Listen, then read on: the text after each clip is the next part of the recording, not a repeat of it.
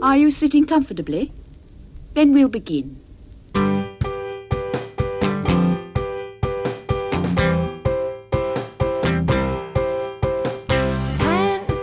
minutes left. Yeah, but there's still some time. It's not the final score. We need more than the numbers we're given. Show us you live and breathe the game. You're more than a name. That's what we came for. We can bring you more than the score. Every story. Let's take this thing off of the field into the real world away from the numbers.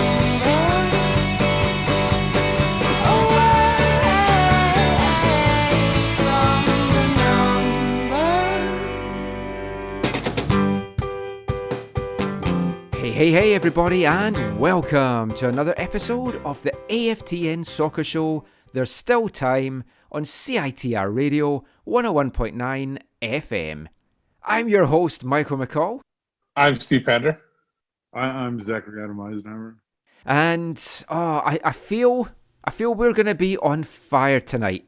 BC Place on Sunday night, the smoke had kind of permeated inside, and it was kind of hanging a little bit low. Did that affect the Whitecaps' performance? Did the Montreal Ultras bring some smoke to BC Place? Is that what had happened? I don't know. All I do know is that game between the Whitecaps and the Montreal Impact took me back 10, 11 years. I thought I was at Swan Guard watching MDS on the sideline of a battle between Montreal and Vancouver that was just getting out of hand on the pitch, and Montreal got the upper hand. That's what it felt like to me. Very nostalgic. We saw 6 goals, 2 sending offs, number of bookings, tempers flared. It was an eventful match. The Whitecaps ended up on the wrong end of a 4-2 loss.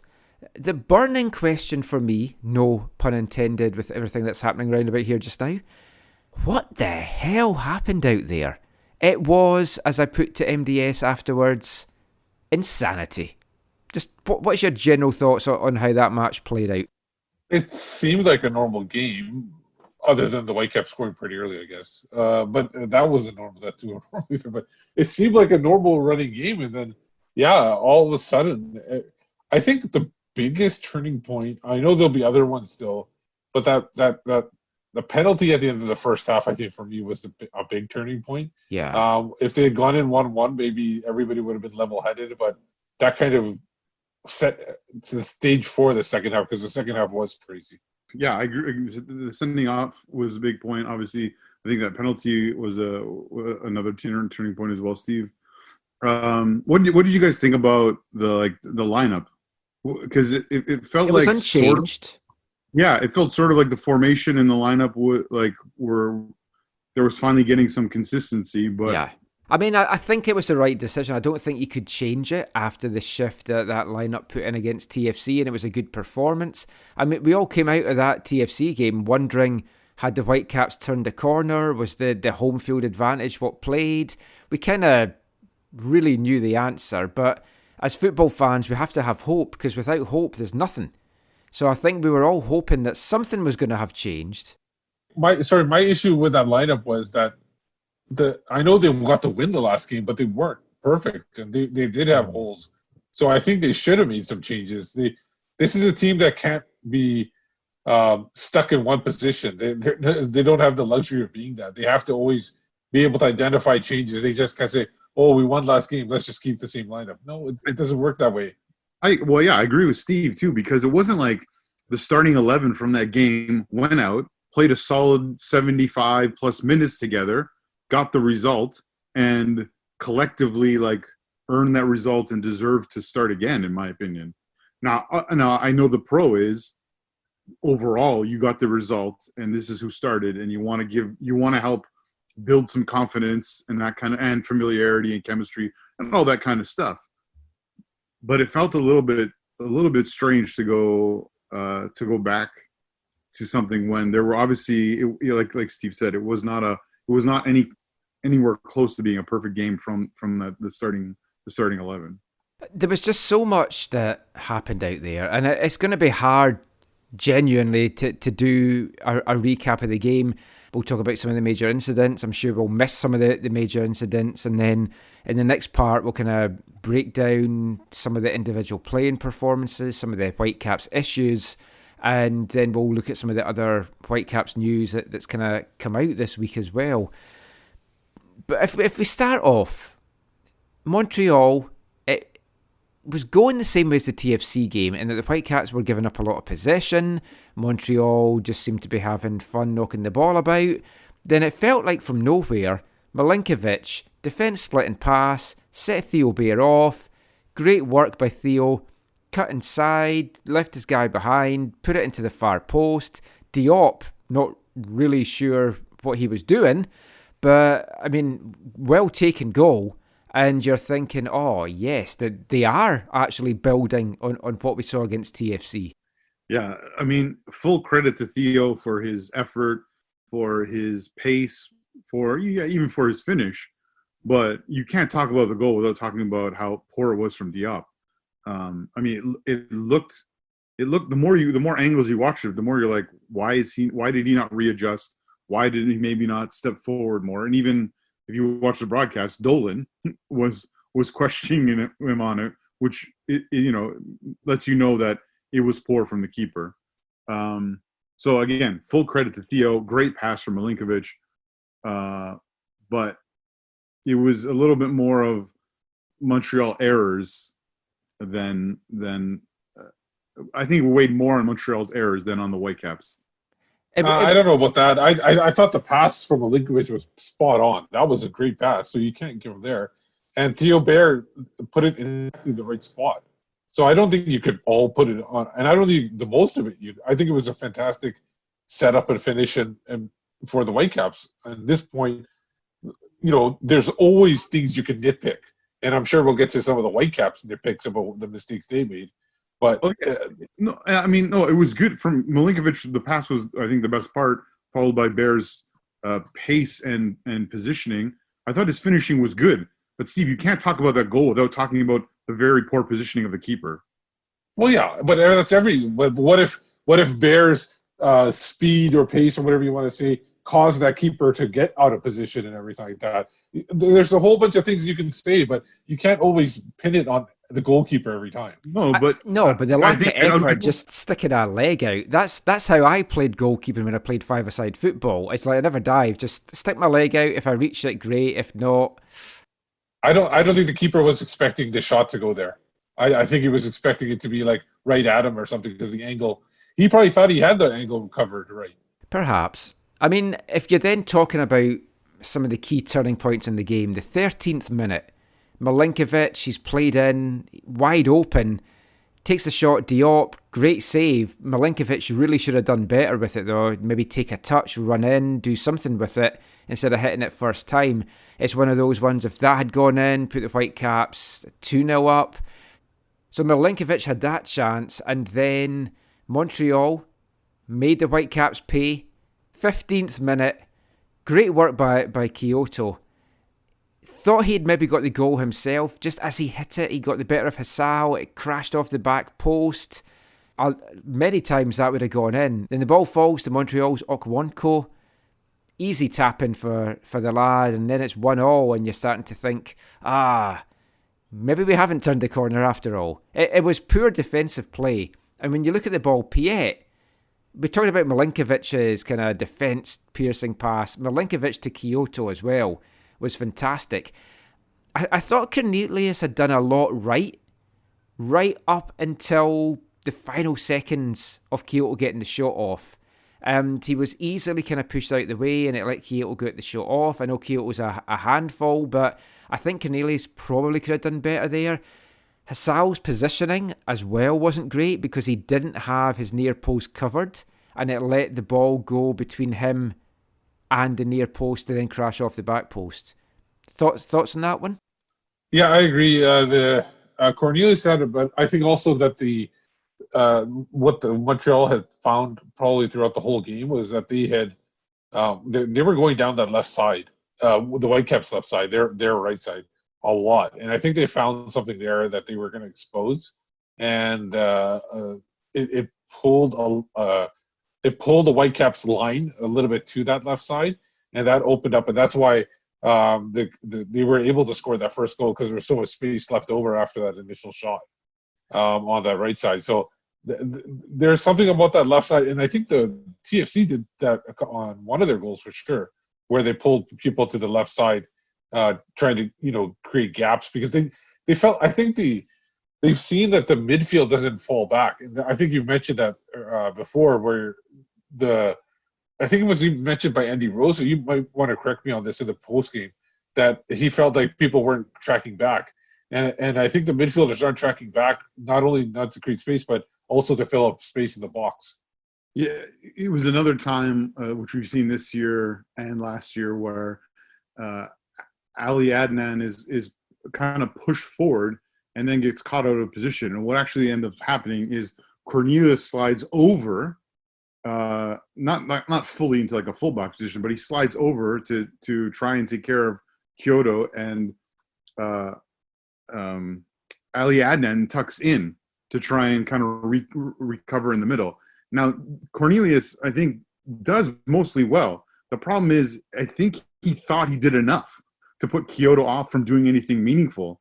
Yeah. And Kyoto shows his quality by getting the shot off that he does, hits the post, and it's an easy, in the end, it's an easy goal for Montreal, which is, I mean, we've been watching Kyoto for 5 years now since he came to visit here with Olympia, and he's been an exciting player that we always thought, oh, maybe he could come here one day, and I think he's been showing this season why he's a player that you would want in your team, amongst your attackers in your team. It was real quality from him. But you're right, Steve. They were attacking kind of space in transition. They were attacking space kind of opened up by Ali being pushed forward with a quick ball out wide into the space on the Whitecaps left. Yeah.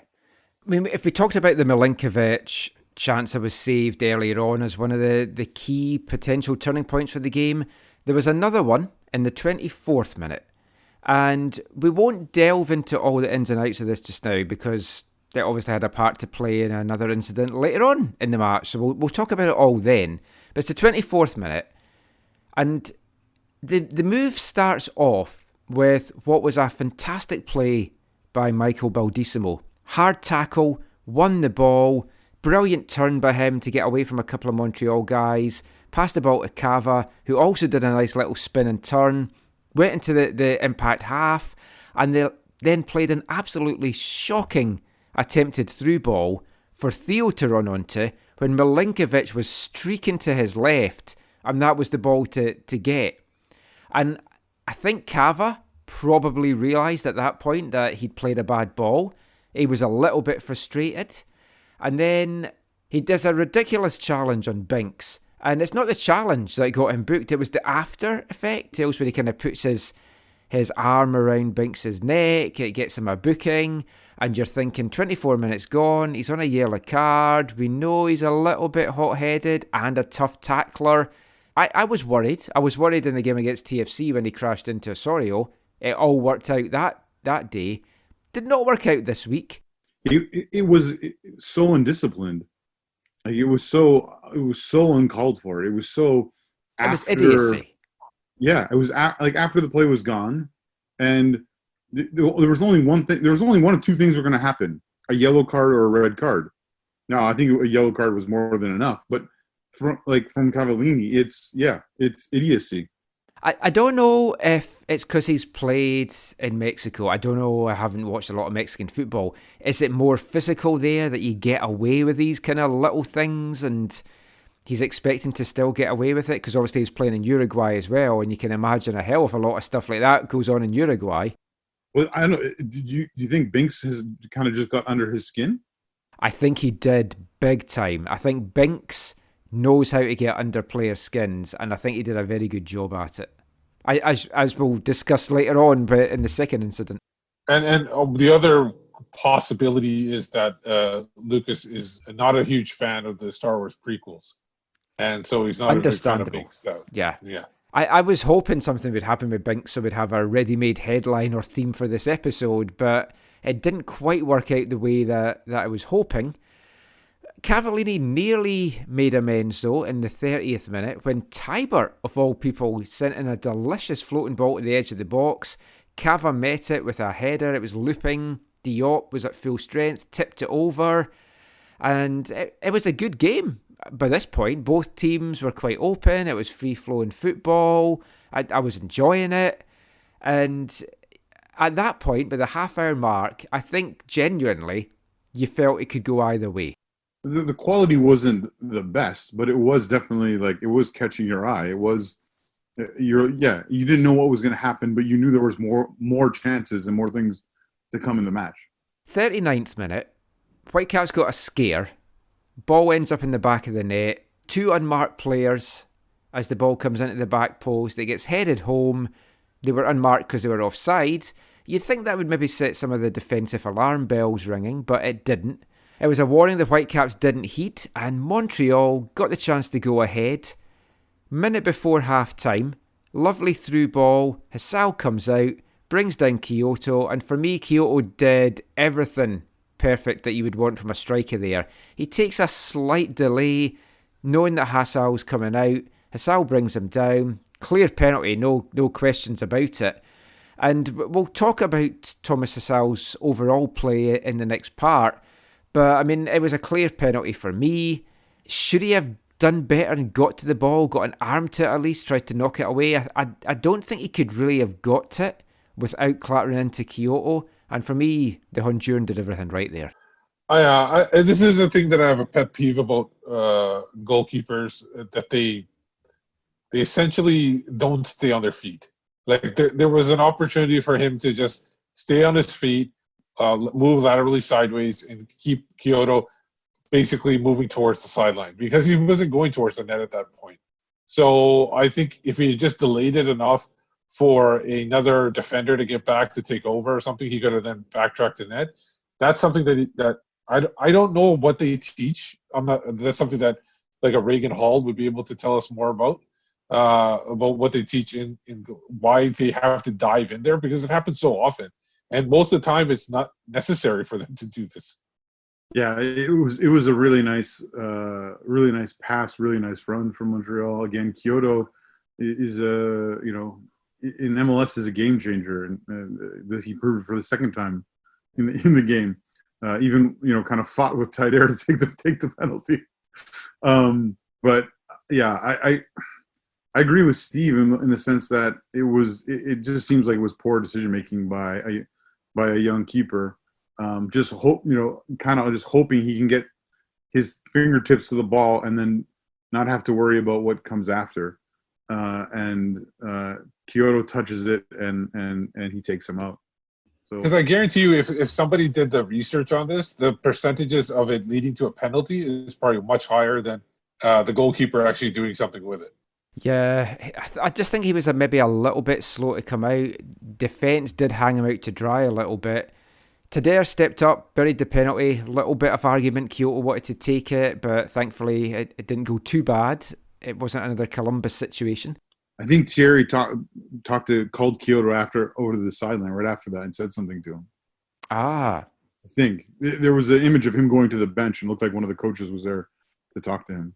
But Tadeo stepped up, buried it, 2-1 Montreal. That was the half-time. You wondered how it was going to come out for the second half. Whitecaps still very much in it, but 6 minutes into the second half, you felt at that point it was kind of lights out. The way it had been going, I tweeted in our WhatsApp group at half-time, I fancied it was going to be 5-1 to Montreal. I just thought they were going to kind of be dominant in the second half. They went 3-1 up 6 minutes into the restart, and it's all stemmed from Eric Godoy. It was quite a lazy tackle on Okonkwo, and it allowed Okonkwo to kind of cut into the middle. He pulls Owusu with him. Then Godoy hasn't fully recovered. He plays the ball to Taider up the left wing. Taider easily gets past Godoy, cuts it into the middle. Who's waiting there? Sam Piet drills at home, 3-1 Montreal. There was no coming back, you felt, after that. And you could tell that the bench probably really put the blame on Godoy, considering, well, he was one of 4 people substituted with like 4 minutes later. But yeah, he was definitely the first one substituted. Yeah, it was funny because on the broadcast, multiple times the commentators have mentioned how Thierry Henry had been, wanting Samuel Piette to be more involved with goals and setting up goals. And this is his first, I think, league goal for Montreal. But just you described it well, Michael. But from Sam Piette's perspective, I mean, a good, not even that late, but a good run into the box and a tidy finish. Absolutely. Then the insanity really took over. So let's start in the 55th minute, where, as Steve alluded to there, the Whitecaps made 4 substitutions. Mass substitutions all at once. Dahomey came on for Owusu, Gutierrez came on for Adnan, Montero still exists, came on for Theo Bair, and Jake Nerwinski came on for Eric Godoy. So you're freshening it up in all areas of the pitch. Yeah, and the thing is 2 of them you could say were kind of strategy. Putting Montero in for Bair, you get somebody who's a finisher. Bair's already scored a goal, so you get him off. Dahomey in for Owusu. That's another one where you're thinking, you're trying to get something going. You're trying to get somebody forward because you're down 2 goals. The Gutierrez for Adnan and the Nowinski for Godoy are clear substitutions where they don't think those guys have it, that they're taking off. In that case, like if you were thought Adnan had it going into this game or during this game, you would have moved him up the pitch instead of taking him off the pitch. So that's, for me, is a clear indication that MDS did not think Godoy clearly didn't have it because he was laboring, and Adnan didn't have it at all, whether it was effort or whatever the case it was. I agree with you on the first 2 ones. The second 2. Let's talk about Godoy first. With the Godoy thing, honestly, when I heard the substitutions were happening and Godoy was going off, I looked at the clock because I thought, okay, last game he went 45. This game, it makes sense that he'll go 60. So that one, maybe. Initially I thought, oh, this is a plan. This is a follow-up to last week. Plus, again, you bring on Jake, who has more going forward. You need goals. It makes kind of sense. So I think you might be off on that, but you could be right, and I could be wrong. The Ali, but it doesn't make sense. It doesn't make sense in the fact that maybe he was waiting for the 60th minute, but he didn't want to use like multiple substitutions, so he thought he'd just get Godoy off at 55. Yeah, you might be right there. But the Adnan one, I mean, the Adnan one. If you want goals, you put Gutierrez at left back and you move Adnan up to left midfield for his creativity and his offensive prowess. The fact that Ali Adnan was substituted, goes to the locker room, showers, and then is sitting with the undressed players for the rest of the game kind of speaks volumes. Within 20 minutes. Within 20 minutes, too. It wasn't even that, it took that long for him. But, of course, if they didn't think he made much of an effort, maybe he didn't need to take a shower after the game. Maybe he just changed his clothes. Well, I think this is a good time to read what I felt was the tweet of the night. It was from Jake Nemec, and he said, if the Whitecaps could play with the same urgency that Adnan has when showering and changing, we'd be planning a parade. That's a good one. He was super quick to get changed and up there. It was kind of incredible, but I guess what else is there to do? I mean, we'll talk a bit more about Ali in the next part. But I mean, the subs happened. 2 minutes later, Whitecaps down to 10 men. Lucas Cavallini picks up his second yellow. Now, let's talk through the move. First of all, great long ball forward from Tybert. Another fantastic pass by Tybert. I'll tip my hat for him to that. I think Freddie Montero was offside. I've watched it a few times, and I'm still not sure how the hell he was onside when the ball got to him. Maybe he's just super quick and outran the defender. Now, Freddie's touch was poor, but it actually worked out good for him because then it allowed him to play in Cava, and then the ball was just getting away from him. Diop came out. You don't think he played in Cava, or? No, well, that's the thing. His first touch is so poor, which makes sense because he doesn't appear like match fit, match ready. which is understandable based on his not playing. So his first touch is awful. His second touch is like a falling down. So he does play in Cava, but I think his ball is not weighted well enough, which leads to how Cava tries to extend himself to win the ball. So I think even if a more match fit Colombian, even if he makes that first bad touch, I still think his second touch into Cava would have been better if he had been, match fit. Yeah, I think that definitely would have played a part to it. And the first touch in particular, that was exactly what I was thinking. I was like, that's a guy that hasn't been playing. And it nearly worked. But then the ball's getting away from Cava. And I've watched it back. And after the game, MDS said that, yep, definitely a booking. He's no complaints about it. And it's a second booking, which means it's a red card. He said he felt a little bit for Cava because he felt there was no way that he could pull his foot out of it. And then we were talking about this before we were recording, and I've just watched it back again just now. And it actually looks worse now that you look it back. Cava definitely had a chance to pull his foot out of that. When I first saw it live, I was like, did he even catch him? And then you see the replay and it's like, oh, it's right on the top of his head. And then just watching it back just now, it's like, it looks a bit nastier. There's maybe a bit of frustration. I wouldn't be surprised if between that and the reaction afterwards, which we'll come to in a sec, that we see a 2-game ban for Cava. When you watch the one angle from behind, from kind of like Thomas Hassal's kind of perspective, if he was tall and had good eyes, it definitely looks like he doesn't do everything he can to get his foot out of the way. Which even if MDS is right, and you're like, oh, you know what, it's the pace he's going in at, you can't get your foot out of the way. It comes back down to he made such a bad decision in the first half on the first yellow card that the whole sending off is foolish to begin with. But for me, really, it's two really, really undisciplined and really, really, inexcusable decisions that he's made that have cost him and that have cost his team.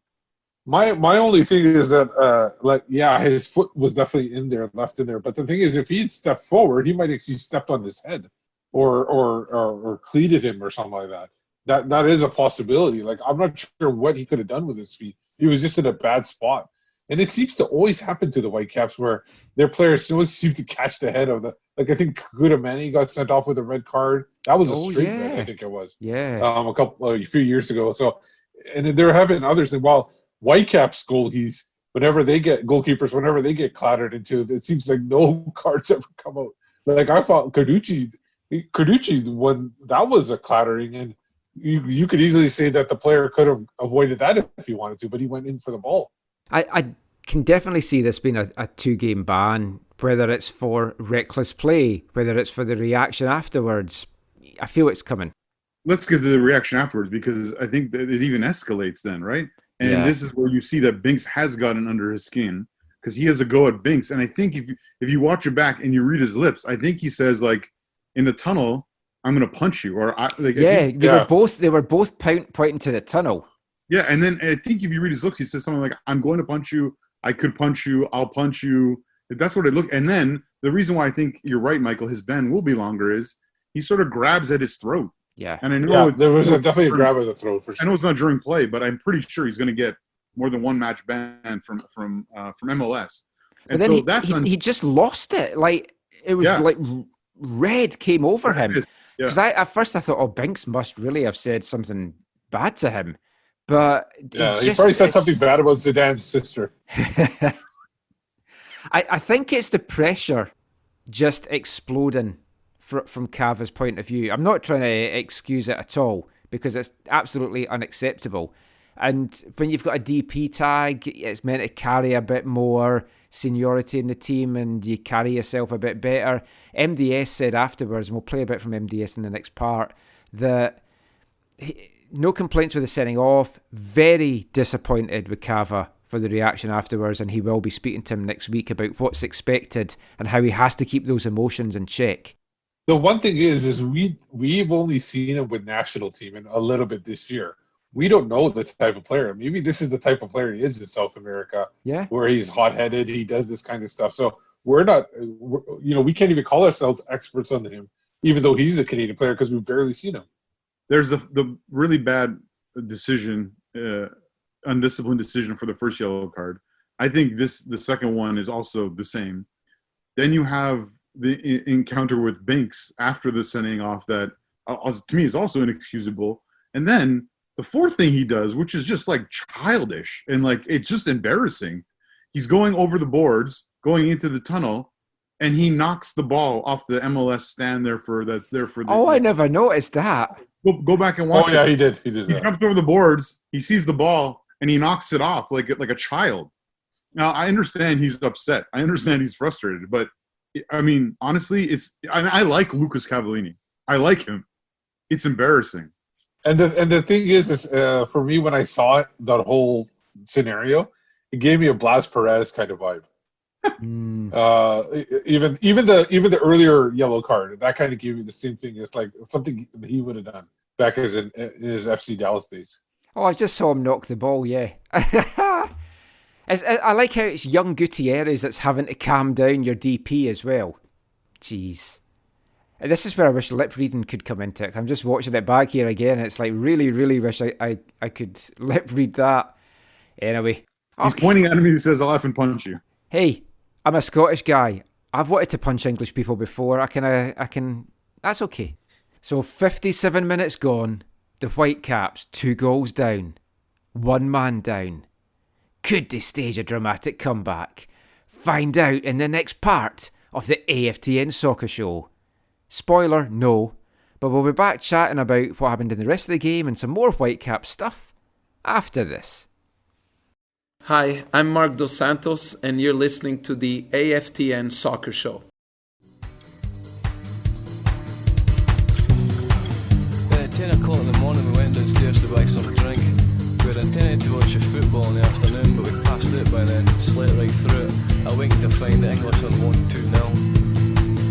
Then we went to get the train home, had a few in the station bar. We had some stuff left of the previous night's supply, so when we got home, we decided to go down to John's Indie Disco. Same story as Friday, lots of hugging, lots of dancing, etc, etc. We couldn't sleep again, so we went to the park to look at the tomb, taking a detour through the play park. To get in, we had to climb over a 10-foot steel fence, which resulted in severe bruising with our hands, legs and groins.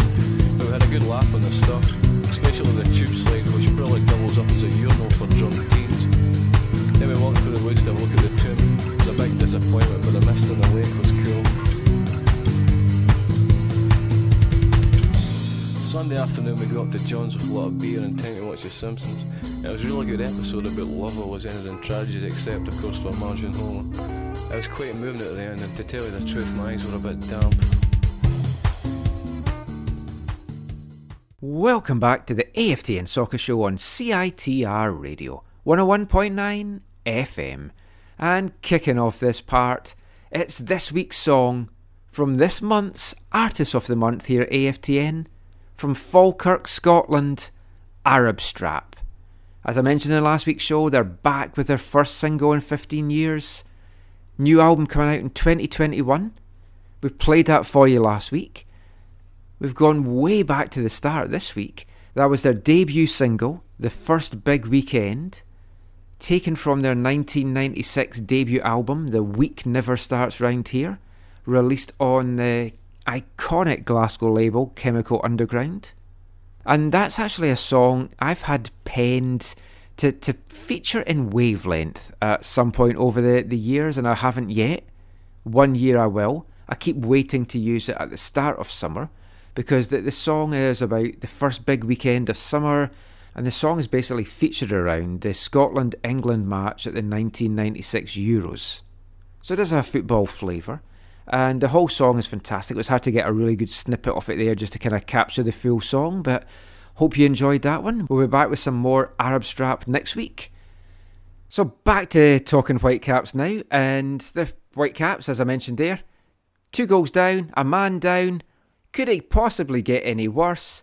Yes it could, because 3 minutes after the sending off of Cavallini, on the hour mark, Romel Kyoto Gets the fourth goal for Montreal. I feared the floodgates were going to open in that one after that. Yeah, that was kind of reminiscent of last week's goal. The one, who was it? With Pozuelo, the header, the one where it just opened up for them, and they just the back line was just basically spread open, and Kyoto just walked in there and put it through. Hassal was going, what's going on here? I think you're right, Steve, because it did remind me of that and I think I got it wrong on the show last week because I was watching it back again, and I put a lot of the blame on the Pozuelo goal for Jake Nowinski not really picking him up. But what Pozuelo did and Kyoto essentially did on this goal is he was Andy Rose's man, and then kind of snuck between him and the fullback and got enough space to head that goal in. And Kyoto does something similar in this, where he just finds the backside of Rose. And Rose's marking is really, really poor, and Jake is standing there at the end, being like, "Oh, come on!" And that's something where Andy Rose is a calming presence on the pitch or whatever, but that's what an experienced center back does not allow it to happen. Yeah, somebody to slip in behind you like that so easily. It was a beautiful ball in, I've got to say, from Piet. It was fantastic. It was assisted by 2 Canadians on that one. Yeah, ZPG. But Rose definitely at fault for that one. He was so motionless. There's a couple, like even the first goal for Montreal, Rose was kind of stationary. I know the ball came off the post and you're maybe not expecting that, but he was very stationary for that one. And I mean, let's get into chatting a little bit then about the defence just now. Andy Rose kept his spot. In Orlando, the question a lot of folk were asking is, where's Cornelius? What's happening with Cornelius? He's now got the start, and the question folk are asking is, where's Ranko? What's happened to Ranko? Because he had a good tournament down in Orlando, and then I don't know what it was that MDS saw out of him that he didn't like in particular in those first games against TFC, and he wasn't stellar, but I would maybe have persevered with him. The thing that sticks in my head about it is, if I'm right, his contract is if he plays 11 games, it triggers his signing thing and the Whitecaps have to sign him. Are they having buyer's regret possibly about him? Yeah, maybe it's somebody that maybe they don't want to spend that money on him and maybe want to spend it somewhere else. I don't know. You might have a point there. Maybe while Godoy is getting some time at the right back, maybe they want to actually put Godoy back at center back. And they're happy with Cornelius. And so that's why they don't want to have Ranko. If that's the case, if that 11-game thing. I mean, it might not. That's my conspiracy mind obviously taking over. And he's that made, makes sense. I mean, he's made 7 appearances so far, so that he's only got 4 more to go. Yeah, I mean that would make the most Whitecap sense, wouldn't it? Yeah. But Zach, I don't. But Zach, if they're having second thoughts about him and they don't want to sign him, that actually is a good thing to do.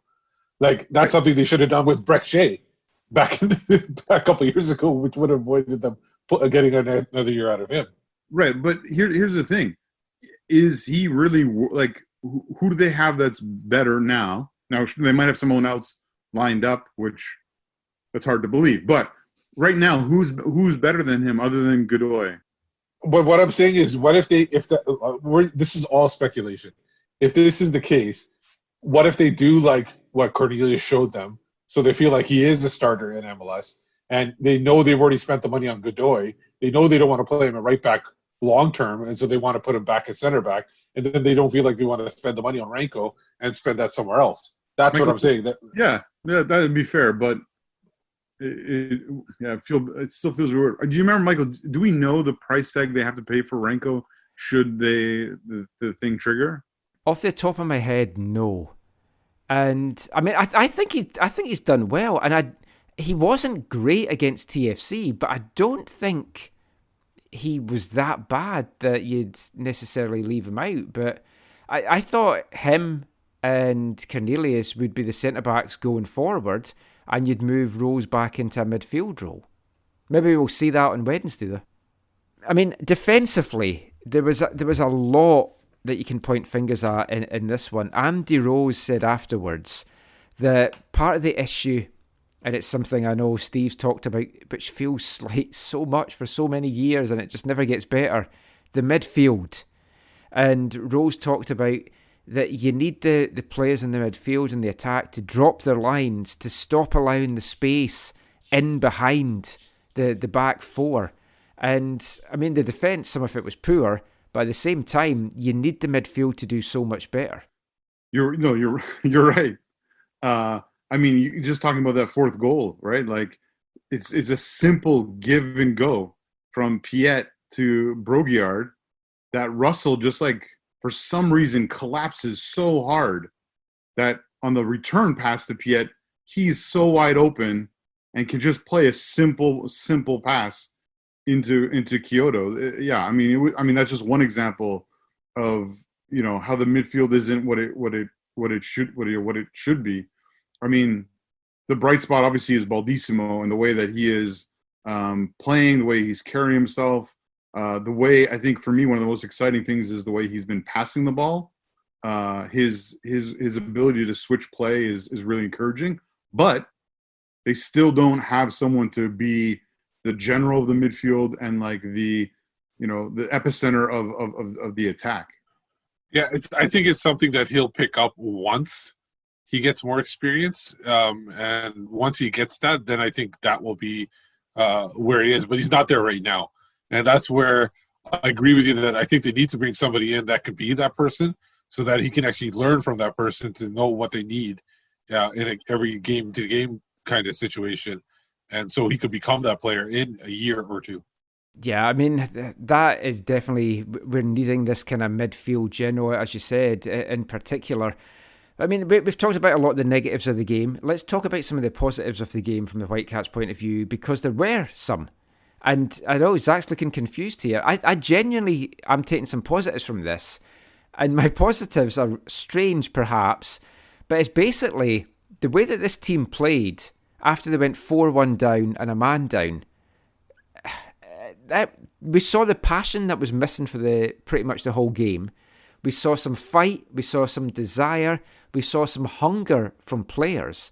And all the guys that came on made an impact. Dahomey, he was looking sharp, he was looking fresh, he was causing a lot of problems. He had an effort in the 63rd minute that just got tipped over by Diop.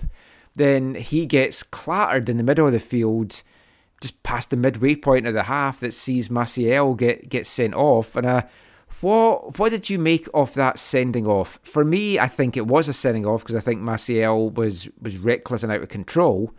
Any doubts about it? No, and I'm kind of the way that referee was, officiating the game.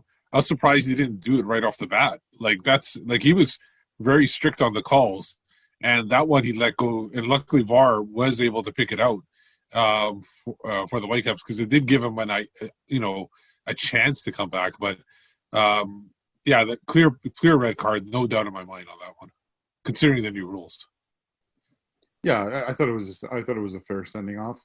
I think Drew Fisher was in charge of VAR.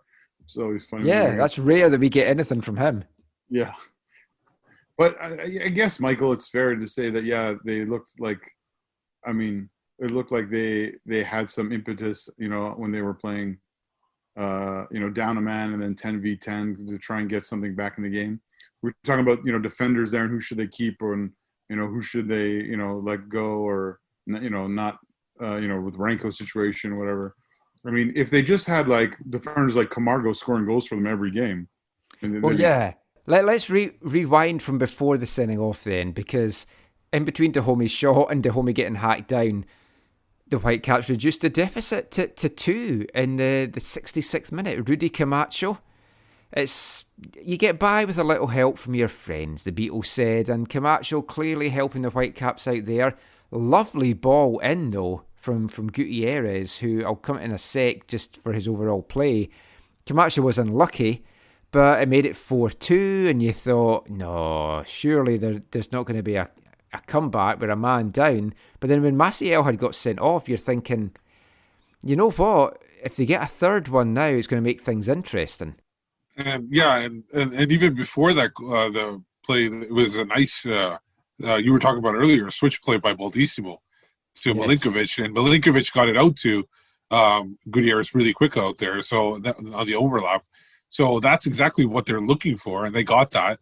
And I know we're going to talk about later, but I thought Gutierrez put a fine ball in, and right after that, he was getting everybody ready to get on the pitch and get going right away. Yeah, had the pointed to the head a couple of times. I like that, and it's like I was saying he was calming Cava down when he went off. I mean, let's talk about Gutierrez then just now.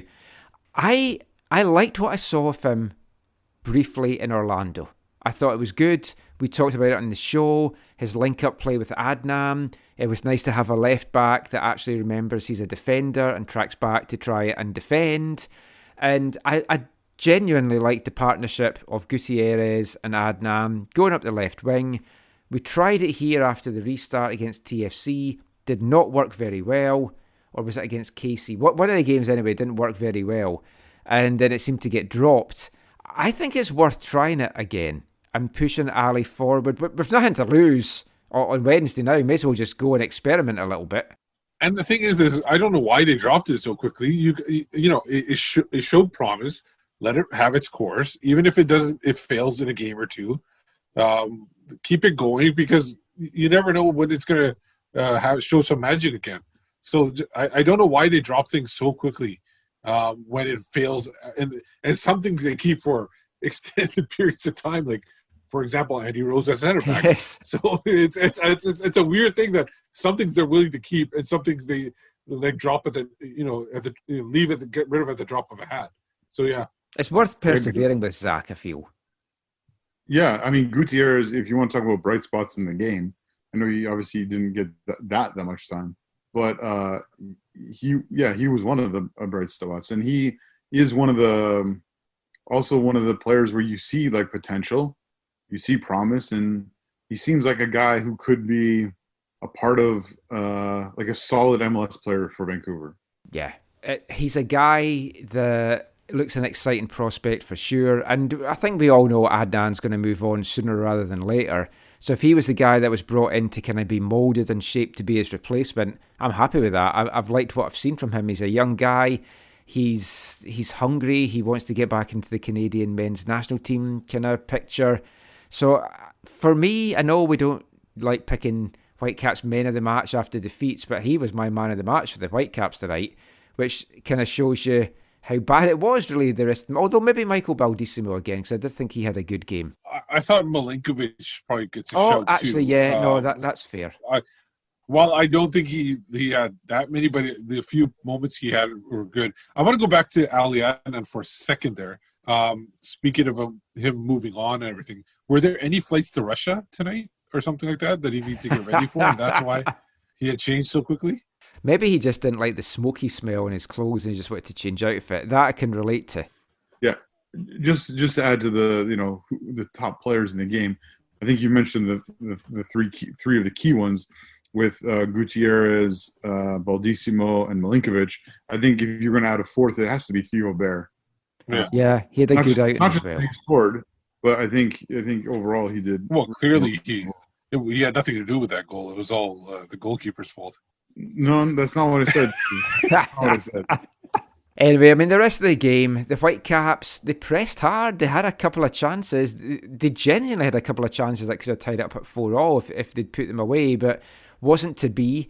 The worst one of all was Russell Tybert's one that got clear of the goal line in the dying moments. Anywhere else, and that was in the back of the net, and it just happened to fall right to where the guy was. It was his right foot, to be fair. Still disappointing, but I like the fight. I like the spirit. That's what I want to see moving forward, especially as we've got a quick turnaround and we play the Impact again on Wednesday. We'll get to that in a sec. Before we talk about that and a couple of the other Whitecaps things, let's just hear a little bit of the post-game audio now from both head coaches. So first of all, we'll hear from Montreal's Thierry Henry, and then the Whitecaps' Marc Dos Santos. You can see Thierry Henry. He is the best player you will ever see. Thierry Henry. Terry, what are you most pleased about tonight? The fact that the team remains alive in the Canadian Championship, or I'm guessing more so the way the team recovered after you fell behind 1-0, and it was almost 2-0, of course. Well, exactly what you said. We escaped on a mistake right in front of the box. We're trying to play, but the way we reacted was great. We started to play. We started to trust the shape, our structure, and then we scored goals. It does change the ball game when you put the ball in the back of the net more often than not, and so that's what happened. But yeah, overall, maybe not the last 15 to 20 minutes. It became kind of a weird game. But overall, it's not easy to come here and to do what we've done. So we're pretty happy with it. Wondering if you said it was kind of a weird game. Can you speak a little bit more to that? It seems like tensions were really high. Were you expecting that going in? What was that all about? I said it was weird. After when you have guys getting red cards, games become a bit different. But yeah, overall, we're happy with the win. I'm just curious, are you focused more on all the positives that we've talked about, or that sort of weird portion that you touched on there in the 10 minutes with the penalty and the red card? No, I just, like I said, you guys are funny because when you don't win, you're asking, we're missing goals and 1v1s, you score 4 goals away from home and you want to talk about the end of the game. We will, among us, talk about the end of the game, but among us. After that, we won a game 4-2 away from home. I would like to think that's a good win. Was the game perfect? The game is never perfect. But we're happy with the win. Really, really tough game to try and even break down and analyse right after the final whistle. But, I mean, what did you make of it all? It just seemed insanity out there at times. Yeah, it's to come here and talk with you right after the game without seeing some of the moments is hard. But what I'll say is that we got the first goal. Then there's a great chance to do the 2-0. We don't score. The up makes a very good save. And then when they tied the game in the play with Kyoto and Okwango, we became a lot unstable. We became unstable. We struggled, and then that penalty shot at just before half, it hurt the team.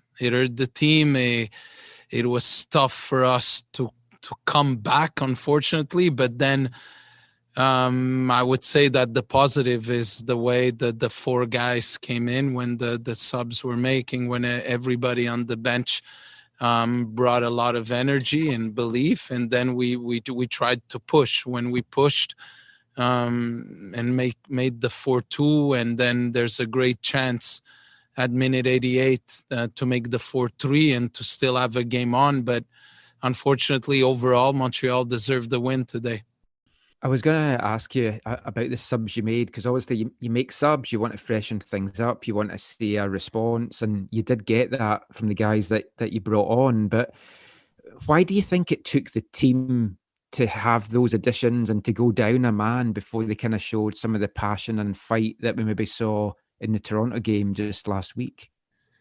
I'm not sure, because before the game there was a lot of belief. Before the game there was everybody believing, especially after the Toronto game. But unfortunately, there's moments in our team of unbalancement and emotionally to deal with certain phases of the game that are difficult. We need to be better. And what happened is, I think that the key moment was the 1-1 and how much instability for some reason it brought. And again, when we're on the ball and we're up 1-0 and we try to force things instead of trying to control the game, we put ourselves in trouble. So again, trying to analyze here right now is not easy, because like you said, it was kind of a chaotic game.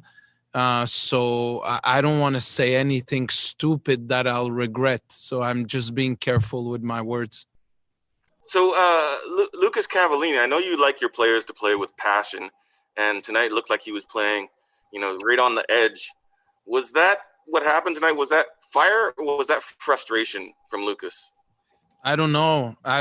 We're going to talk because he wasn't able to take his foot out on the up. So is it a yellow card? Yes. So it's a second yellow card. So it's right from the ref that had a very hard night like us. We had a hard night. The ref too had a very hard night. But that decision of the second yellow on Cava is the right one because he wasn't able to take his foot off. But then where we would expect Cava to be better is in the reaction after, because what Cava needs to understand, it's not this game.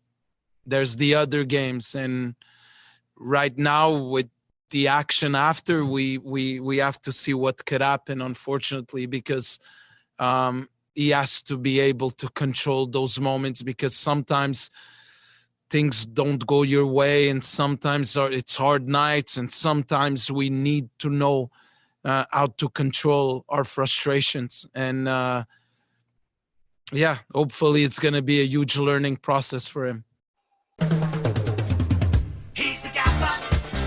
You can try it on with him. He's the gaffer. Even when he's on a limb. He's the gaffer.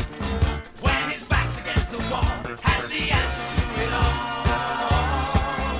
He's the gaffer. So both the gaffers there just chatting about the match. And they're going to be back at it on Wednesday night at BC Place. The two teams meet again. And there's going to be changes, for sure, from the Whitecaps' point of view. There's definitely not an unchanged lineup for this one.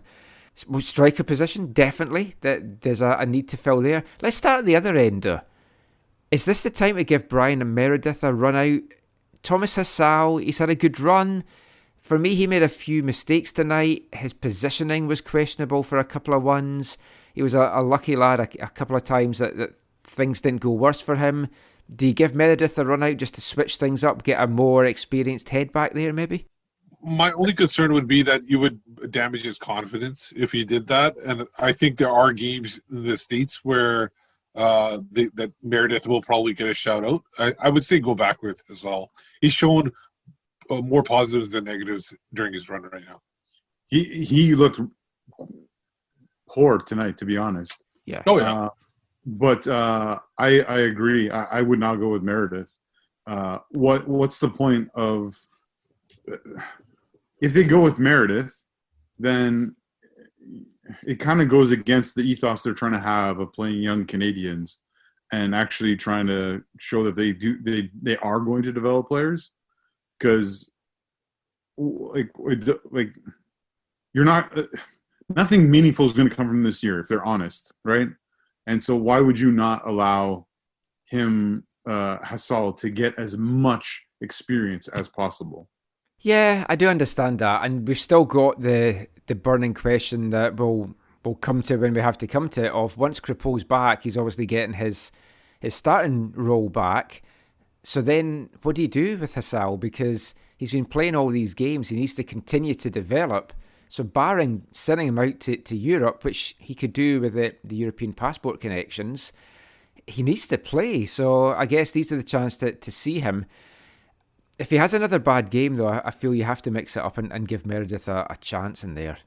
Yeah, for sure. Especially considering that the first team they're facing is RSL, I think, right? Yes, on Saturday. The next schedule. So, yeah. So yeah, I don't have a problem with them putting Meredith in that kind of situation.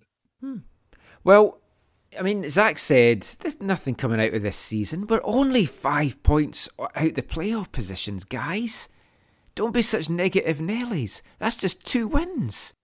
But Michael, this team's not going to win anything in playoffs. I was partly tongue in cheek there, right? But yes, like I'm not saying that just to be negative. I mean, just like you have to be practical. You have to be able to serve a long-term vision. That's not like, I mean, this is the one time like they're not going to be able to sell tickets to a playoff, right? So what does it matter trumping that you came top 9 out of, 12 teams? Well, top 8. Oh, sorry. Is it 9 in the East or whatever? Anyway, whatever. It's 10 in the East. 10 in the East. That's what it is. Just let everyone go in the East. I know. I mean, for me, it's a season now where you want to develop the young guys and you want to evaluate who has a future here. And I mean, we talked earlier about Ranko. I'd bring Ranko back now. And I know it might end up triggering that they have to keep him, but you've still got another 3 games that you can evaluate him. And if you decide after those 3 games, or maybe not, then you don't play him again. Do you keep Cornelius in there? He had some good stuff in the last couple of games, but I think this was one of his poorest games for a while tonight. I want to see him play with Ranko or Godoy. Yeah, I do as well. Well, that's the other thing. It's like, do you move Godoy back into the middle now and you put Jake back in at right back? That's what I would do right there. Like, if you're going to play Godoy in there, and the thing is with him playing center back as well, he's not going to be running up and down and having to deal with speedy wingers. And he might be able to make a whole 90 minutes at that point. So That's I would true. definitely put Godoy in the middle with Cornelius, or Ranko with Godoy, or Ranko with Cornelius. One of the 3, the combination there. And I think Jake deserves a start. Like, there was one point, the one point today where there was a breakout by Montreal, and Jake kind of showed a poor man's Fonzie, where he sprinted back and caught up with that defense, and that guy had like 10, 15 yards on him too. And it was a really, and it was already 4-1 at that point, or something like that, or 4-2, and it was late in the game, and he put in a really strong effort. So I think Jake deserves a start at this point.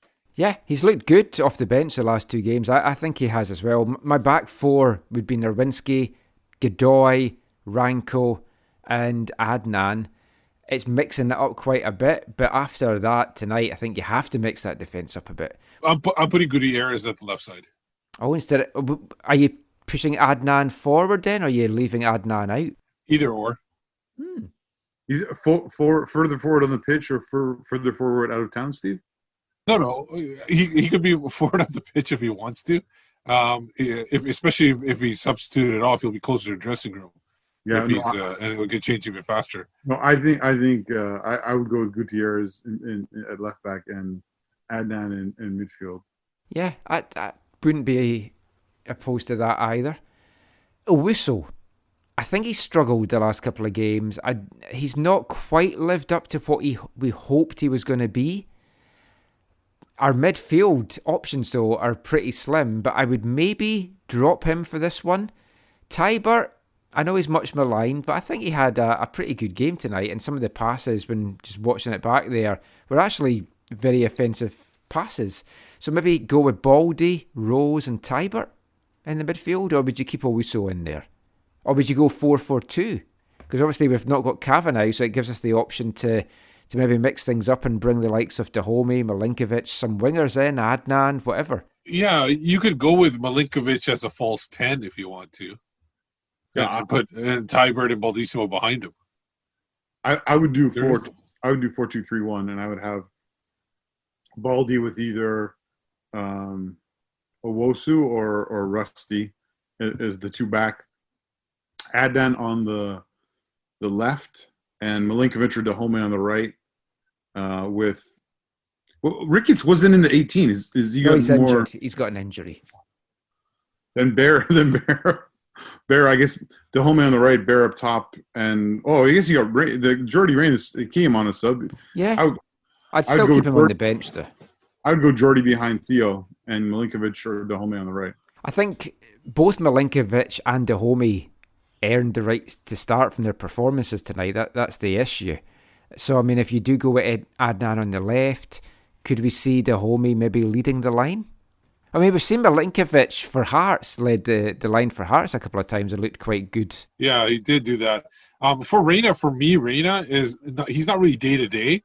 For me, it's AM to PM. Whether he sets his alarm at the right time. So that's where I have Reyna at. But I would my guys up front would be like I would do Adnan, Milinkovic, and Dahomey with a Bear up front is what I would have. You're right, probably right.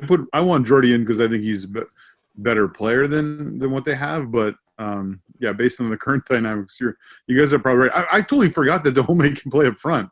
He's been kind of pigeonholed as a winger for me in Vancouver, and so maybe it would be interesting to see him up top with Bear behind him, or Bear on the right, and Milinkovic behind the center forward. Yeah, that's a good shout.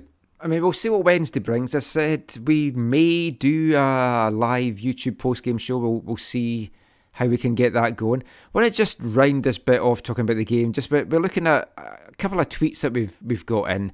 Twitter was also insane tonight. To go through just some of the tweets, because there's so much, and I probably shouldn't have made the mistake of saying, let us know what you want us to talk about in the show tonight. But I'll read a couple of them that I really, really liked. Scott Kyborn at Footy K says the only bright spot was Christian Gutierrez. Oz Sweeney, now here's one for you film buffs. If you could sum up that game in a movie, what would you pick? He went for Clockwork Orange because you can't take your eyes off it. There have been a few Whitecaps games over the years that I feel you need to be like Clockwork Orange and have your eyes pried open to be able to watch them. But, I mean, any movie kind of sums up what you might think that game was tonight? It's a mad world, maybe? I can't remember the name of it. What was it? It was a David Lynch movie. But it was a movie basically... What was that movie from Hollywood? I can't remember now. I'll Google in a second. Well, I'm a big David Lynch fan, so like, we talking Mulholland Drive or Mulholland Drive? That's it. I was thinking about it like what is that street or whatever? Mulholland Drive, because honestly, by the end of it, I had no idea what happened, and it was completely so yeah. So it was. By the end of it, I still had no idea what had happened, to be honest. Yeah, exactly. So that's where I would compare it to. I haven't seen that movie in a while. Any of your Star Trek films that you love, Zach, that you'd maybe mention? The Voyage Home? Search for Spock? No, I mean, it just feels like the Whitecaps are a bit like Dumb and Dumber. Like, you know, it's more like a really bad comedy that, you know, there's moments where you just laugh even though it's... Dumb and Dumber was a good comedy. No, yeah. I know, but... They got away with everything by the end of it. They actually won. It's not like the Whitecaps. They won. 2020 MLS Cup champs. No, but I guess I'm okay. The Dumb and Dumber scene, it's more like the Whitecaps. It's like the last scene where they get approached by the bus. Oh, okay. That's who the Whitecaps are as a you know, organizationally, and their ownership kind of, you know, like that's I don't know. Well, here's a good one for you. Travalentine says, "Do we tank next game to drink those sweet TFC tears?" Because if Montreal beat us by 2 goals, TFC are out, and it's Montreal that move into the Canadian Championship final. And I did say in last week's show, I'd prefer Thierry Henry to get into that final. Yeah, but you can't really celebrate that. I mean, this is not like a last game of the season where you knock Portland out of the playoffs and lift the Cascadia Cup, right? Where you can actually celebrate something. Like that is not something anyone is going to be celebrating. Yeah. Like, hey, we lost, so TFC doesn't make it. Yay! Like, question for you guys: relative terms, which team was more talented, the one that MDS put out years ago, or the one that he has now? Relatively, like the Montreal team. Yeah, from years ago. You know what I'm talking about. Yeah, I mean, yeah. Well, if you put out that team that lost to TFC and the team that went out tonight, I'd fancy the team that played tonight to beat that team. But I'm talking about relative terms, like yeah. You know, from the years, how long it's been, and how much talent they had available to how much talent is available to the Whitecaps. I don't think Serge lets in 6 goals to these guys. Anyway, some more quick questions to round this off. Ryan Burns at Authentic Me 13. I like this one. MDS has players that play certain positions at least on an average level, but he insists on playing others in those roles instead. Playing favourites or more showing poor squad management and a bit of incompetence tactically? And if the latter, is he losing the room as a result? I mean, are there players that are better than the players that's on the pitch? Is what he's really getting at. And I guess you're looking at Jordi Reyna as a talented player is better than a lot of the other players out there. I do feel you had to send a message to Jordi. I've no problem with that. like I said, the one position that I'm not a huge fan of that he keeps putting out there is Andy Rose. Only because I don't feel Andy Rose, he might be very good on the ball and everything like that. He might have that calming influence, but I don't think defensively, tactically, he is that person that the Whitecaps need. Because they're always under pressure in the box, and they need somebody that can handle those crosses and everything like that. So for me, Andy Rose is that guy. But in that case, I'm not saying that he's incompetent or he's playing favorites. I think he really believes that that's the best player for them in that position. I just happen to disagree. Him being a center back, if there was a capable, destroying midfielder in front of them, then maybe you got a very good person to have in there. Big difference.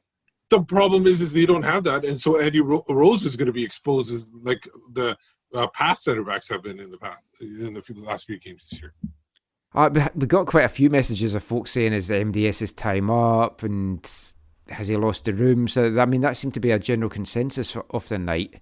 A couple of tweets here from Angus Walker. Appalling defending on the first goal. The players chasing back all went towards the player with the ball. They should have trusted Cornelius to deal with it and picked up the other players coming in. They were totally unaware of the Impact players around them. He feels Tybert has got to go. I've always defended his chasing, but he's either slowed down or been found out. He doesn't get anywhere near a player now before the ball has gone. He should have been a key player for a high press. That was his primary use, but he's just invisible now.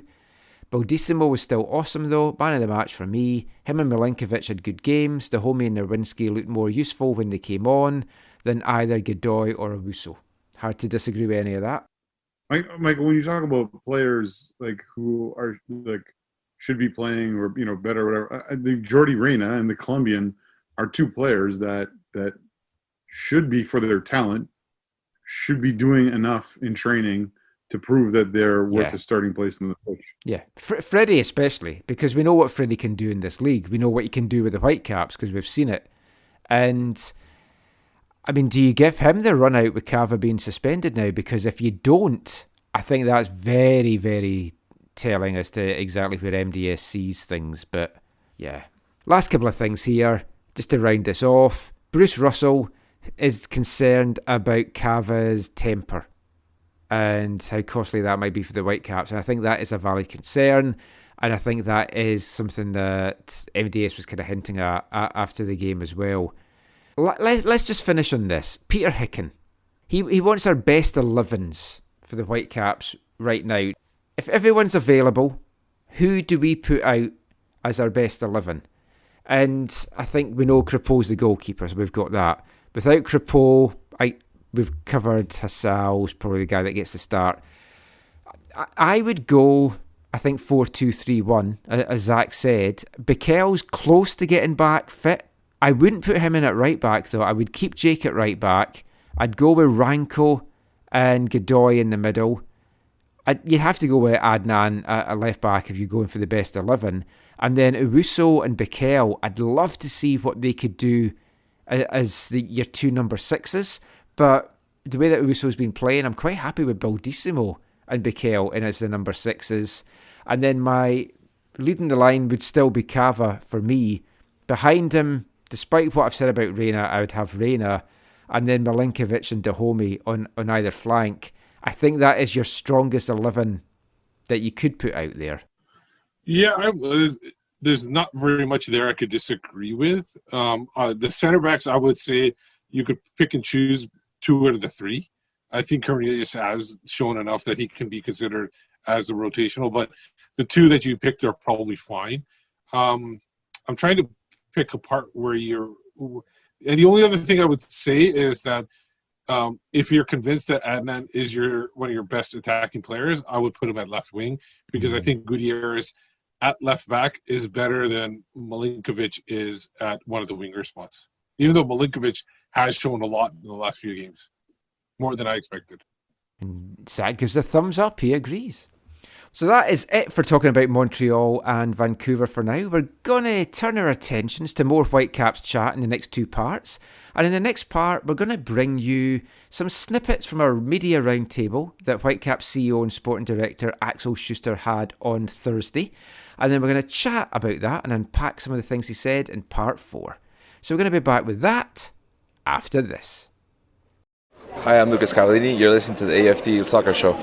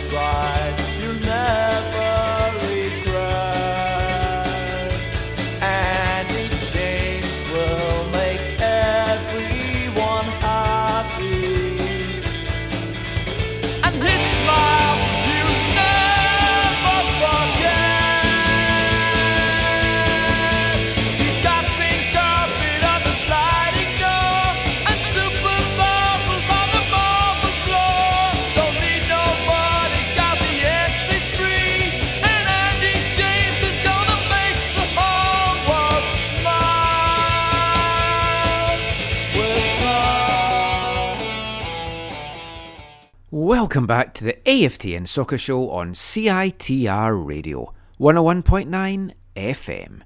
And kicking off this part, it's the first of tonight's three-of-a-kind selections. From Cork, Ireland, the Franken Walters, with their debut single Happy Busman, released in 1992, reached number 49 in the UK singles charts, and it also featured on their debut studio album, Trains, Boats and Planes, that was released in October 1992 and went on to reach number 36 in the UK album charts.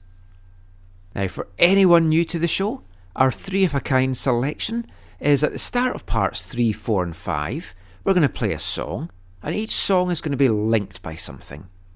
Your job over the next couple of parts is to try and work out A, what the link might be, and B, if you're able to get it by the end of the second song, what might the third song be that kicks off part 5?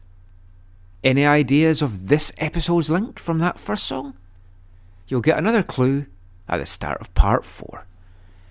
But we're going to be turning our attention back to football now, back to the Whitecaps, and the man that is currently driving the Whitecaps bus is Sporting Director and CEO Axel Schuster. And the German solidified his position at the club this week as the Whitecaps announced on Thursday a new organisational alignment, which was going to include a new senior leadership group. In short, it reads like being another committee, a 5-person committee, which will be led by Schuster.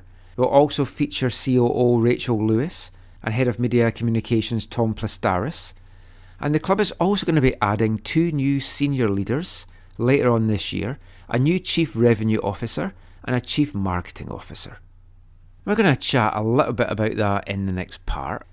But for the rest of this part, I want to bring you some snippets from a media roundtable that Axel Schuster had with some local media on Thursday afternoon. Now, for those of you that subscribe to AFTN's Extra podcast, we brought you that in full on Friday, the full 48 minutes from the roundtable. If you're not a subscriber yet, head over to aftn.ca to find out how you can remedy that. It costs $30 a year or $3 a month. You'll get a load of extra podcasts over the course of the year, and you'll be helping to support AFTN in the process. But what I wanted to do in this episode of the AFTN Soccer Show was bring you some of the most pertinent points of that roundtable discussion. And we'll bring you that now, and then Zach and Steve will rejoin me in part 4, and we'll kind of unpack some of the stuff that Axel had to say. There's certainly a lot to talk about here as Axel touches on a whole host of topics: the schedule, trades, transfers, managing the COVID situation, the immediate future of the U19s, and lots more as well. So go grab your favourite hot beverage, a chocolate digestive, sit back and enjoy some words from Whitecaps CEO and Sporting Director Axel Schuster.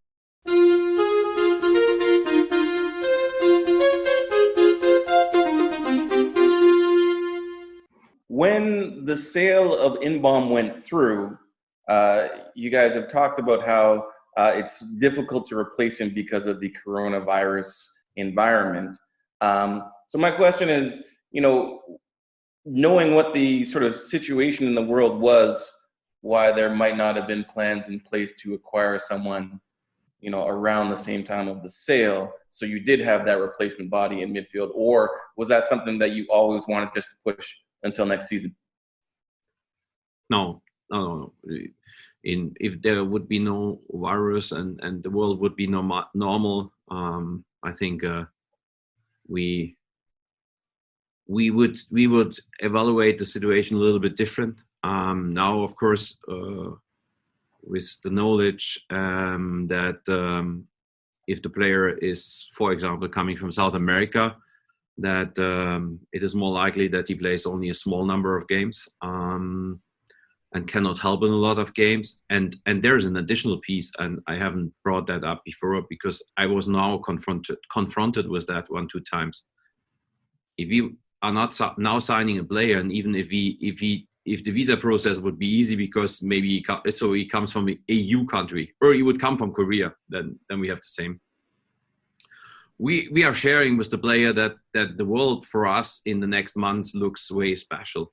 So, and there are players that have different options, and then they say, okay, what does it mean? We relocate, we are under protocols, in quarantine, maybe in quarantine until Christmas. So these are all things where we also have sometimes get an answer like, maybe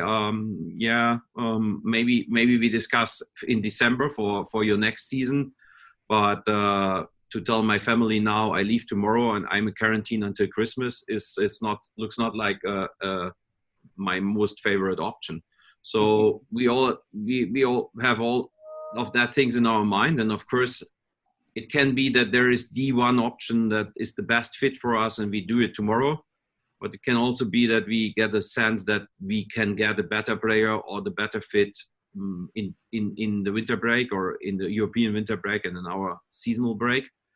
And then we will wait because, as I said, if we look at the process that Ranko went through from Serbia or Owusu went through, then if it would cost us the same time, I don't know if the player can play any game.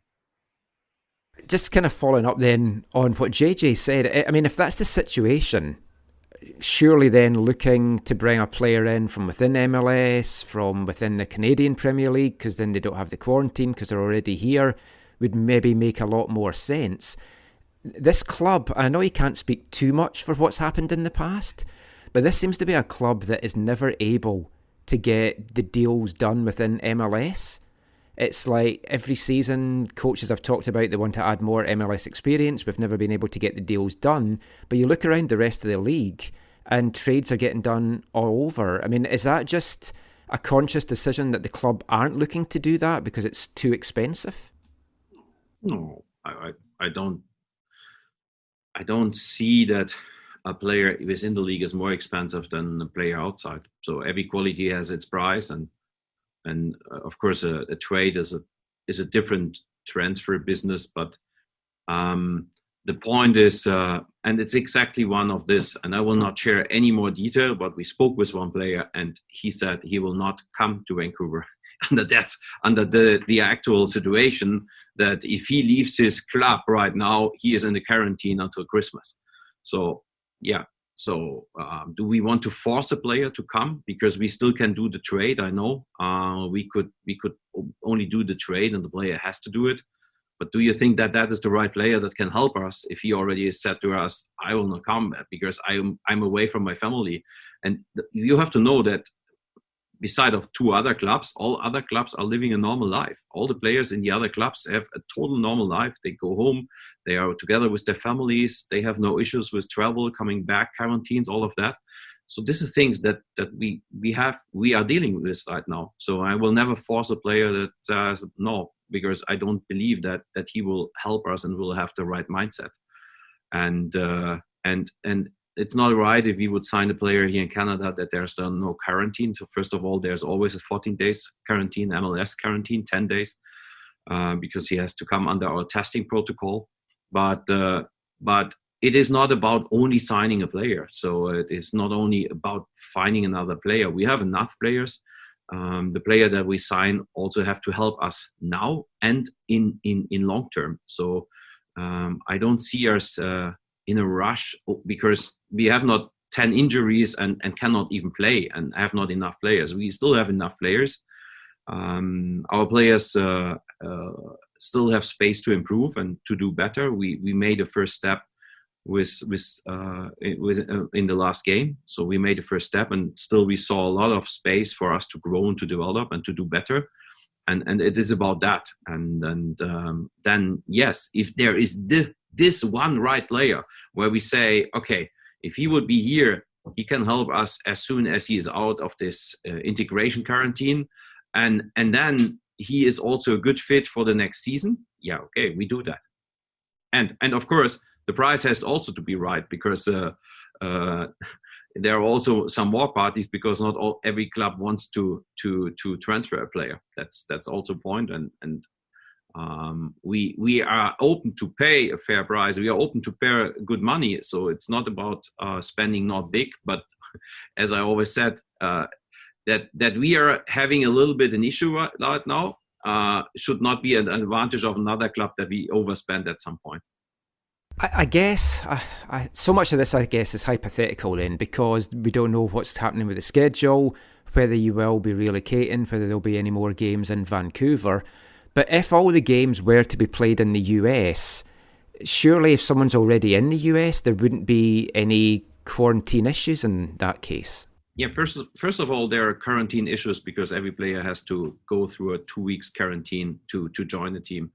But there are other things. We are creating a bubble. So if we go to the US, we still want to follow some protocols that are safe for us, because we are not living at home. We are not together with our families. So we are living in a hotel. So the situation is not the same like for the players in Portland.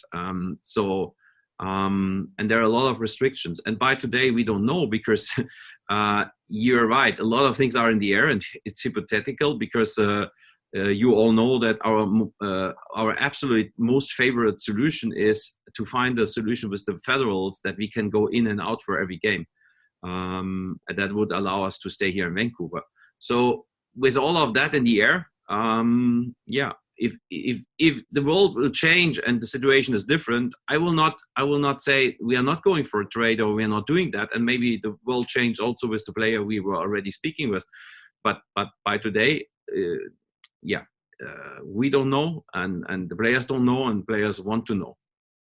Sticking on like the player recruitment side and whatnot, but like taking a step back, it's almost a year since you've been hired. I guess, what are your macro thoughts on the roster and some of the players and some of the moves that you've made so far over your first, almost a year? Yeah, my general thoughts about that is that unfortunately we are not able to show all of that what we had in our mind, because the club made a decision to make a restart and to change things. We decided about building a culture and to define what are the basics of our games are. So we defined the 4 cornerstones.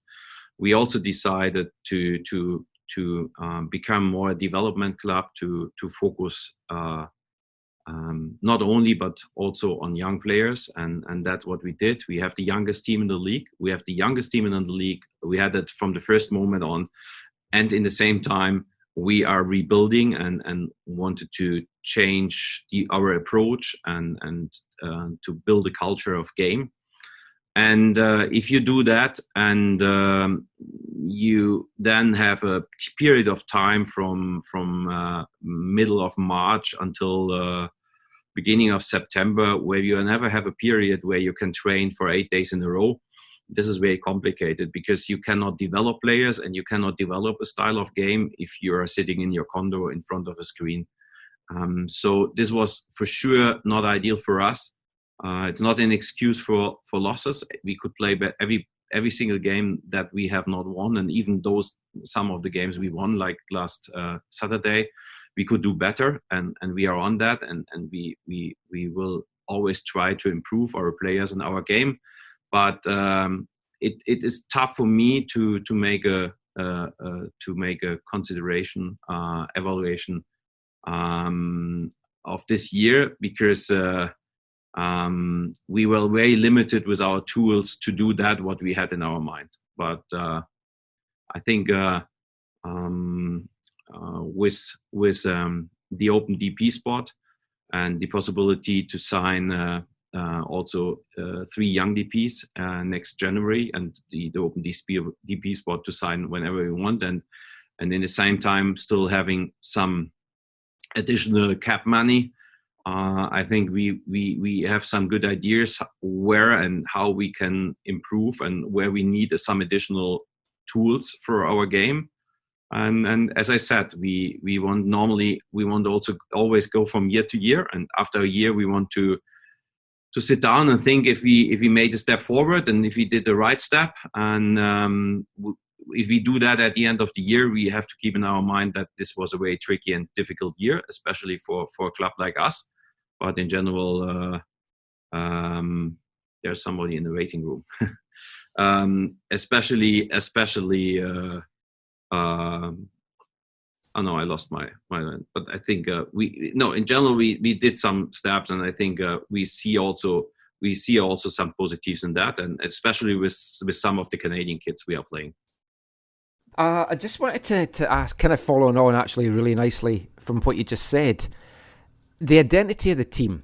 Cava and Jake kind of talked a little bit about it after the game against TFC. From a playing point of view, ideally, what would you like to see as the playing identity of this club?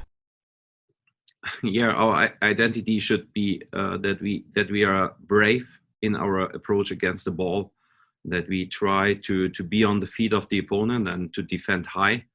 And it starts with the strikers, and it was, I think, the biggest improvement in our game was to see that Cava comes back into shape after he was not in Orlando and had no regular training with the team. So of course that his shape after all of that, without team training, without games, was not ideal. So to see that he could lead our defensive work in a lot of moments of the game, and then we want to have quick transitions in the game, but also find the right tone and tact to have possession, and that's another piece that we improved, because I think that was throughout the whole last games, that was our biggest problem, that we didn't felt well and didn't felt comfortable in possession, that we gave the ball away too quick, and that led to the fact that we had a lot of pressure onto our goal because the opponent had too much possession. And a good example for that was our 1-0, because we kept possession for a long time. We passed the ball around. We saw that there was no space to go deep. So we passed back and rebuilt. And at the end, we found the right player with Ali, and we could bring him in a good position. And it was a good cross from him, and we scored. So, but again, we finally had 8 days to prepare things. We had all players there. Of course, it is also, if you play a lot of young guys, it's also a question of confidence. And I hope that this game helps us, because guys see that things work out. But between you and me, there was a lot of things we have to improve with our defending mentality against the ball, because we still gave away too much shots, and that's a piece where we have to work on. But of course, it's always easier and better to work on things after you have a win and to go from there. Obviously, with the pandemic, they haven't been able to play games. I don't think anyone's surprised. It's the U23 team. But with the pandemic giving you more time, as you said, you told us, I think back in April, you've got a lot more time to look at some other things. Was finding a league potentially for the U23 team next year? Were you able to make any progress on that? And is that something we might see in 2021? I hope so. I really hope so. Of course, we beside of the first team, and we speak so often about the first team, and we forgot about our youth teams that are also very important for us. We are dealing also with a lot of problems with them. MLS Next was announced earlier this week, and MLS Next is a border crossing league for the U15 and U17, and everybody knows that we will not be able to participate in these two leagues until things will change. And I think I don't know anything, but I think everybody has the same opinion that will not change until the end of the year. So that means we have to look for alternatives to find some possibilities to have some games with the academy kids, because all of that, what I said about our first team and about building and developing players, it's the same with our youth teams. So if I already had some conversations also with clubs in Europe that they say this pandemic even hits the youth players harder than the professional players, because they are losing 1 year of education and development. So we are speaking with BC Soccer to find some solutions, and in general we changed a little bit our setup. So we will anyway want to participate with two teams on a local level in future. So we have the U15 and U17 on MLS level, but we will play with a U16 and a U19 on the local level, and the U19 will participate in the local men's league and the U16 in the local U17 league. So at least we have two teams where I feel very good that they have some competition, and with that with a U19 that plays in a local men's league, we also have an option for players older than U19, because we are the team that restricts ourselves. But of course, you're allowed to play in the local men's league with elder players as well. And then, everybody is working on finding a platform, and MLS as well, and building a platform. MLS wants to build a platform for U23. The calendar should be aligned to the MLS calendar, so means it will not start before 21. And in the same time, we all know that with the pandemic, there is a lot of things in the air and hypothetical. And if not, then we will again look for a known solution for this group, because I never get tired that I think also in respect on building a squad for 26, the most important thing is that the players that are in an age that they are potential players for the squad of 26, that they need minutes, they need real competition time, they need games, they need to get stressed, they have to learn situations on the field, to adapt to situations, to react in the right time, to react in the right way. And we had such moments, and we were discussing that after the Orlando tournament. We are now playing a lot of young Canadian kids, and we won against Toronto with 8 Canadians on the pitch, but we have some of them that are doing quite well now, have not played a competition for 2 years, and that's crazy. So and it's so much about adaptation to the game, and you can learn so much out of other competitions. So there was a moment in our game in Orlando against San Jose, more or less in the last minute of the game, where Theo Bear went to a challenge, and then the ball goes to San Jose, and there was a moment where Pat Metcalf tried to stop the attack of San Jose with a foul to get a yellow card, but he didn't execute it well. And this is something that you only learn if you play and play and play to execute that well, and to do it in the right moment, in the right style. And he was so sad and disappointed about himself that he was not even able to get that done. And then we found out he hasn't played since the USL times of our club. So that's not helpful. So that's a main topic for us, and also a main topic now for Veni Sartini, to work on that, to find platforms where we have competition, and hopefully this we win against this virus soon, and we can play on the competition platforms that we all have right now in our mind, and we are building since 1 year.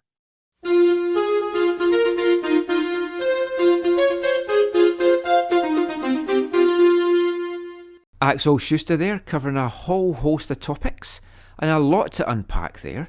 And that's exactly what Steve, Zach and myself are going to do in the next part. And we will be back with that after this. Hi, I'm Alfonso Davies, and you're listening to the AFTN Soccer Show.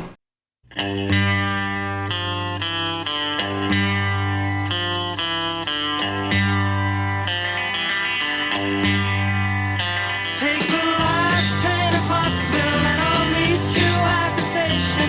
You can be here by 4:30, 'cause I've made your reservation. Don't be slow. No. 'Cause I'm leaving in the morning and I must see you again. We'll have one more night together till the morning brings my train and I must go. No. And I don't know if I'm ever coming home. Take the last train to Clarksville, I'll be waiting at the station. We'll have time for coffee, for later kisses, and a bit of conversation.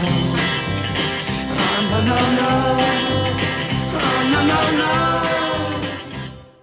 Welcome back to the AFTN Soccer Show on CITR Radio 101.9 FM. And kicking off this part, it's the second of tonight's Three of a Kind selection. And we're going way back to the 60s for this one. 1966, one of my all-time favourite bands, the Monkees, with a song from their self-titled debut album that was the classic, the iconic Last Train to Clarksville. Still sounding fresh as a daisy 54 years later. And that's something I find a lot about the Monkees songs. I know they've been kind of much maligned, especially back then when folk found out they didn't play their own instruments, and they've always kind of played second and third fiddle to the Beatles and the Rolling Stones from that era. But for me, they're just such an exciting band. Grew up loving the TV show. We've talked about this before in the show. Steve's a big fan of it as well. And I think one of their strengths is you listen to their songs now, and so many of them just sound fresh. They could be written today. They've just got a great sound, a great beat to them, and just so enjoyable. Always happy to get some Monkey songs included in the show whenever I can. So as I said, that was the second of our Three of a Kind selection tonight, Last Train to Clarksville. Following on from the song that we kicked off part 3 with, the Franken Walters and Happy Busman. Have you worked out what the link might be yet?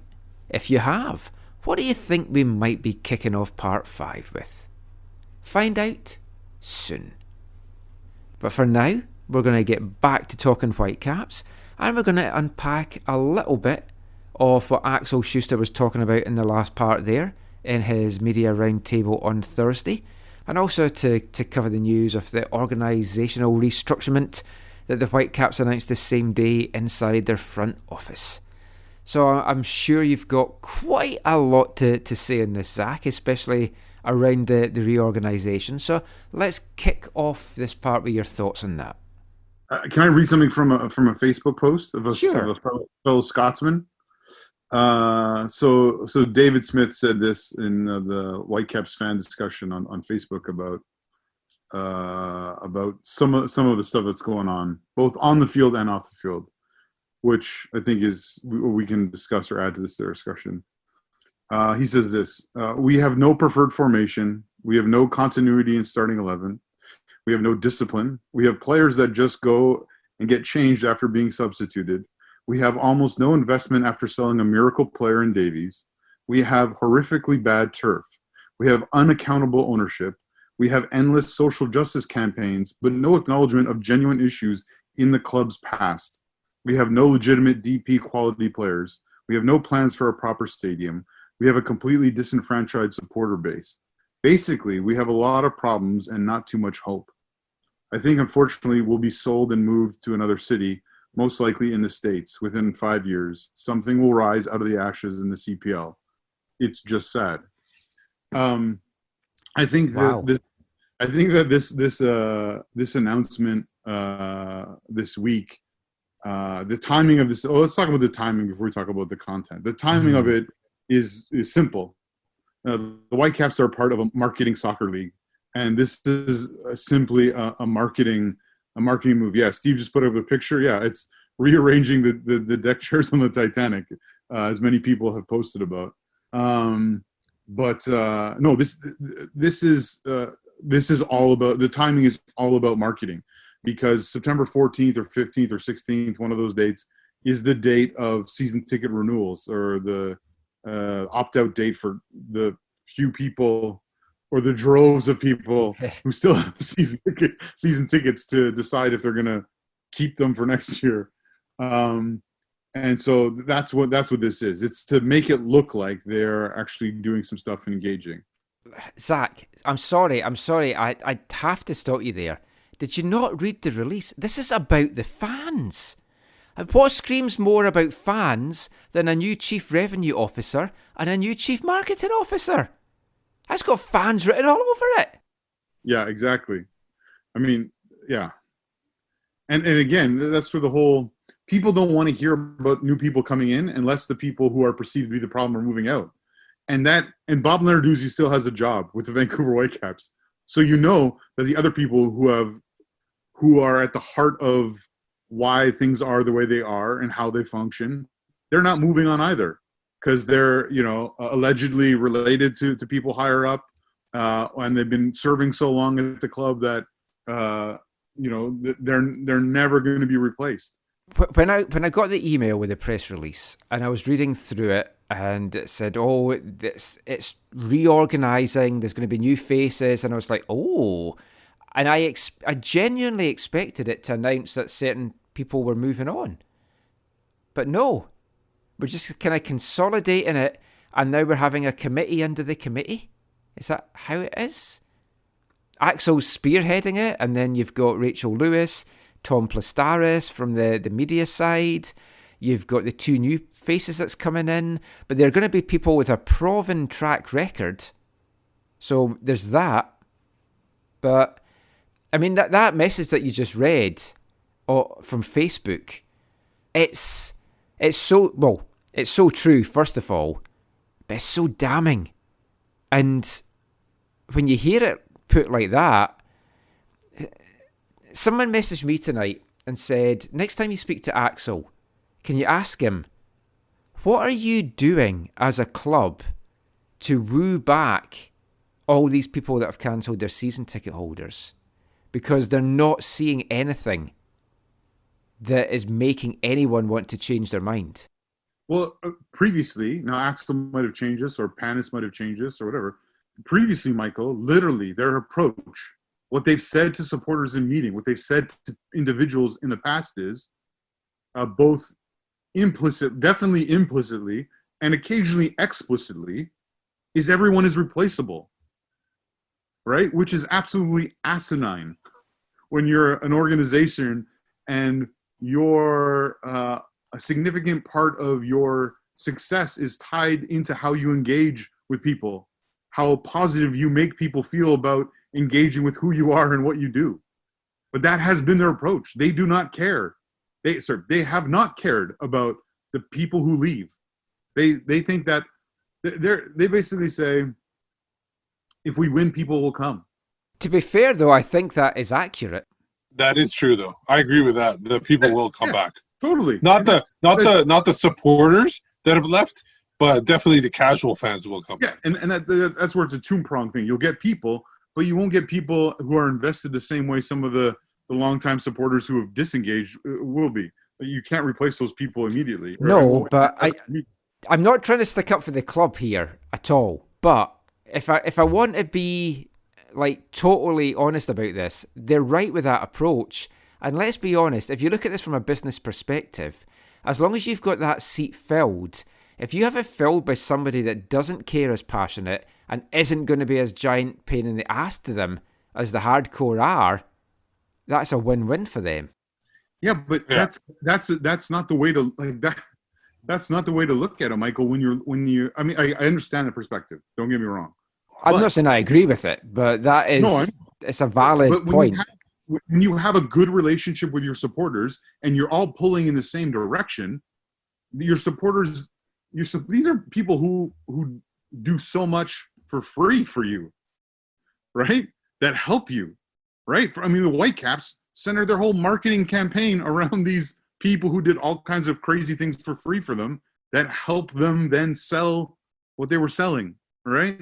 And the way that they engaged with them, I don't think was always the best. Anyways, the other problem, Michael, is that if you say, hey, if we just win, people will come, the numbers will be fine, all that kind of stuff. Well, then you actually have to invest into winning, and that's not something that they've been good at, and it's not something that their approach has been in line with. And so it's like laughable to people when they engage that or they come to understand that about them. That hey, they know that if they win, people will show up because that's how sports works in most North American in cities. So, like to me, they're losing on both those fronts. They're not winning, and they have a significant disengagement with the people who've cared the most and invested the most into them for their benefit. Now, Axel comes from a culture where things are different. Axel is speaking about how things could be and some positives about that. The problem is that the culture he comes from, you're never going to get that here. North America will never be a 50+1 where membership is real membership. When the Whitecaps set up membership for their club, it was all about making it harder for people to stop their season tickets and easier for them in their renewal process, in their less work for them in their renewal process. Right? That's what it was all about. It was all about being which is understandable in one sense. But we're never going to have a European kind of style membership. It doesn't work in North America at the big levels with all this money involved. I think you can at some of the smaller clubs like Detroit City's Show and stuff like that. You've got San Francisco in the USL League 2 that do stuff like that. But I mean, it's a token name that's thrown out there of, we're going to look for membership. But I mean, Schuster in a recent interview, can't even remember who it's with now, had talked that he'd like to see more of fan involvement. I worry when I hear things like that, because you look at someone like Mark Panis, who had all these fresh ideas of how to mix things up, and then the next thing he's gone. Yeah, look, that's the other part of this. Is it like, we're going to hire these people who are going to do a great job at engaging fans, when they just fired the guy who did the most engaging with fans probably in the entire history of the MLS era of the club, for sure. I mean, other than maybe like an ambassador like Carl Valentine, you know what I mean? Like, it rings hollow, and it doesn't add up. It also, to be honest, and again, not to be negative for the sake of being negative, but there are names mentioned in this new group that's supposed to be working with the fans that shouldn't be in that group, that don't have a good relationship with fans and don't belong there. And that's the simple truth of it. For me, it's this whole subcommittee or whatever they want to call it, lower committee. For me, it's essentially, from what it looks like to me, it's another buffer zone to protect the higher ups from getting the blame or whatever you want to call it. It seems like that they just keep hiring. Maybe Mark Panis was going to be the person, and they felt like they could get somebody cheaper to be the buffer zone. So to me, it's just not. It's something that, like, the announcement's fine. They can even make the announcement, and people talk about, what are the Whitecaps going to do? The Whitecaps just need to win at this point, because Vancouver sports community has proven this year that if you put a winning product, everything will be forgiven and the casual fan will return. The hockey team proved that this year, where for a number of years, I know you guys don't follow it as much, but you can hear people saying, I hate them Canucks because they were losing. I can't stand them. I've been a fan for so long. And this year, because they started winning, made the playoffs, won a round, everybody's back on the bandwagon. You have people in the streets cheering and celebrating their wins and everything like that after one round or actually not even they started celebrating before they even won the round. So yeah, this is a proven fact in Vancouver. Not the hardcore supporters, but the casual fan will return once the Whitecaps start winning. And it's just a matter if when they want to decide they want to start winning. When is it financially viable for them to start winning again, where they spend the money? Because I think at this point they don't want to spend the money because they just don't feel that there's enough there to get people back. Whereas they should be spending money expecting a loss because they've clustered it so much in the past that they should be expecting a loss because they probably made money when they were being cheap and were winning. So now they want to be cheap and make money and still win. And it's not possible at this point. Not with the way MLS is going. No. I mean, the whole Panis thing, I was actually having a discussion with someone today and they said MLS didn't deserve Marc Panis. I was like, no, MLS did deserve Marc Panis. The Whitecaps didn't deserve Marc Panis or understand what they had.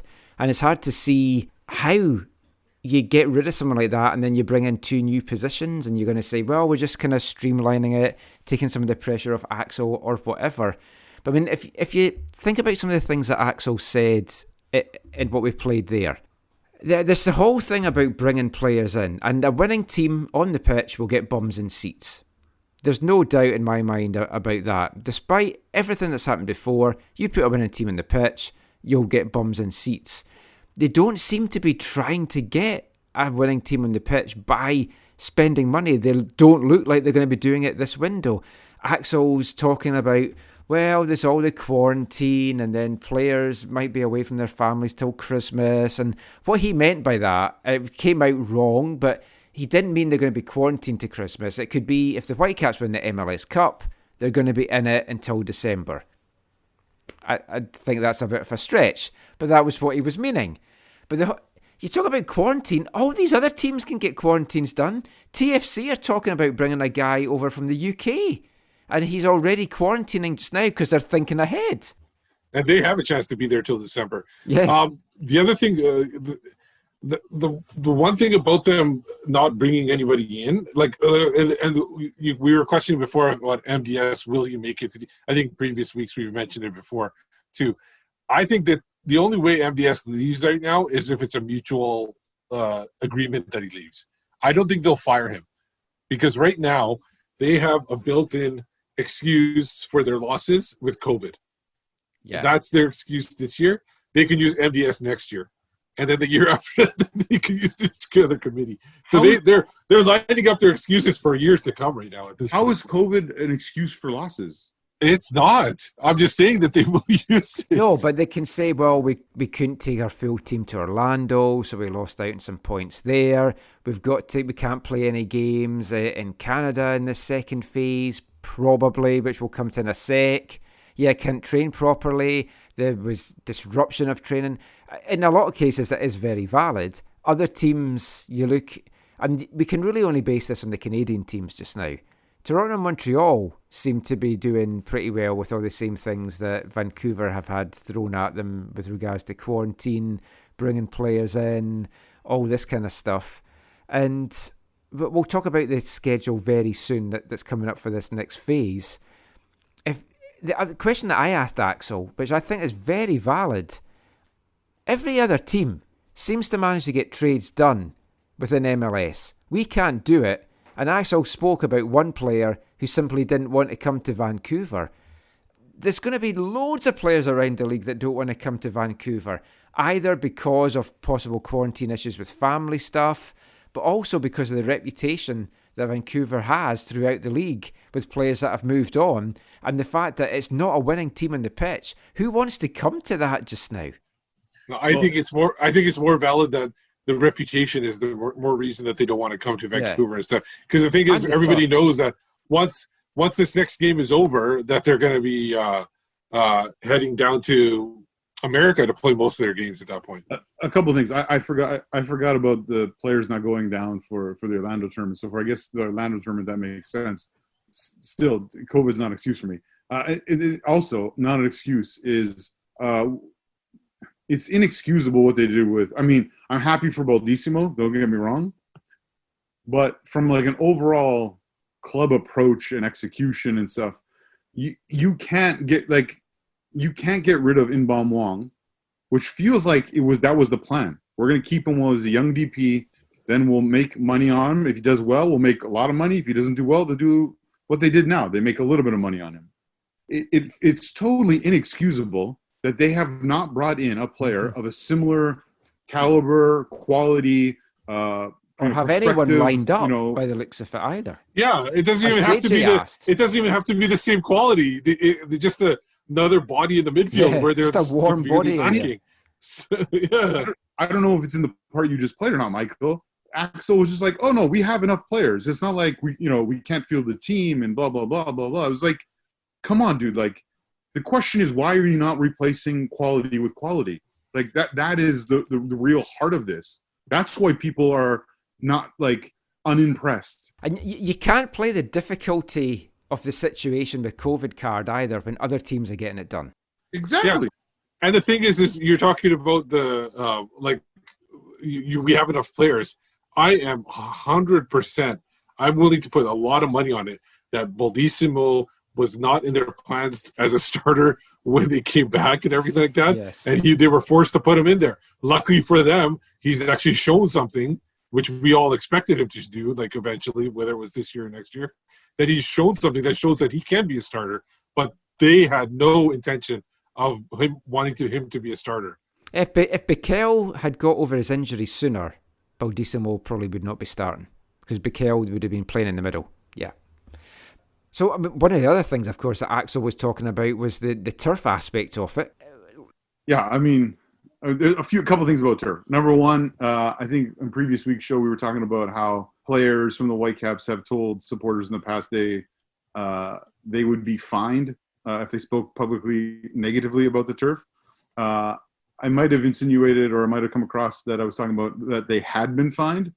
My understanding is no players have been fined by the Whitecaps, but it is still true that the Whitecaps threatened to fine their own players if they express their real feelings about the turf, which virtually every player I've talked to has talked about how bad the surface is that BC plays.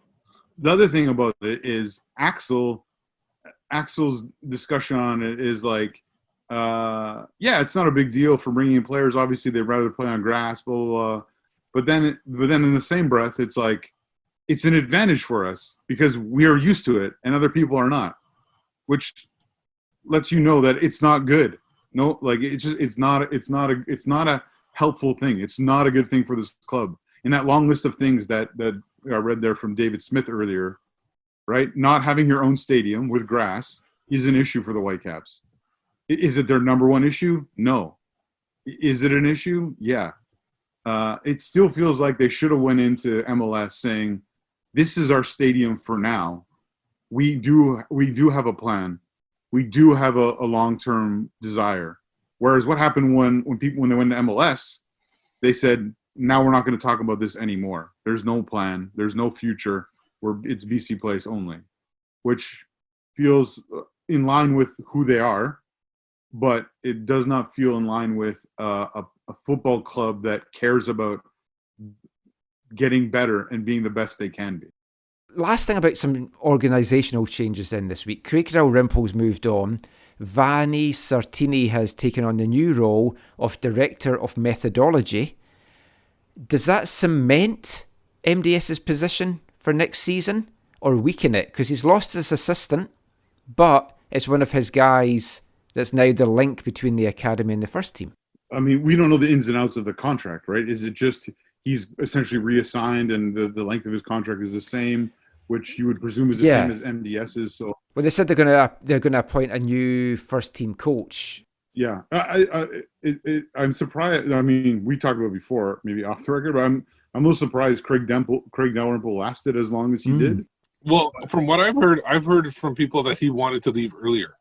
Like he was actually looking to move on and I was told 2 years ago that there was possibilities of him moving on, and then he ended up taking on the interim role when Robbo went.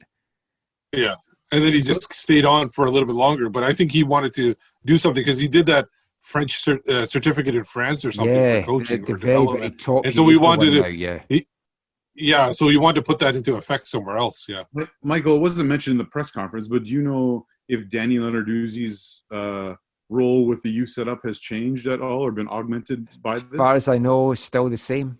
Right. I can find out though. Last thing we'll mention then in this part is the next stage of the schedule has come out. It's a 3-game phase because MLS is still trying to sort everything out with the Canadian teams.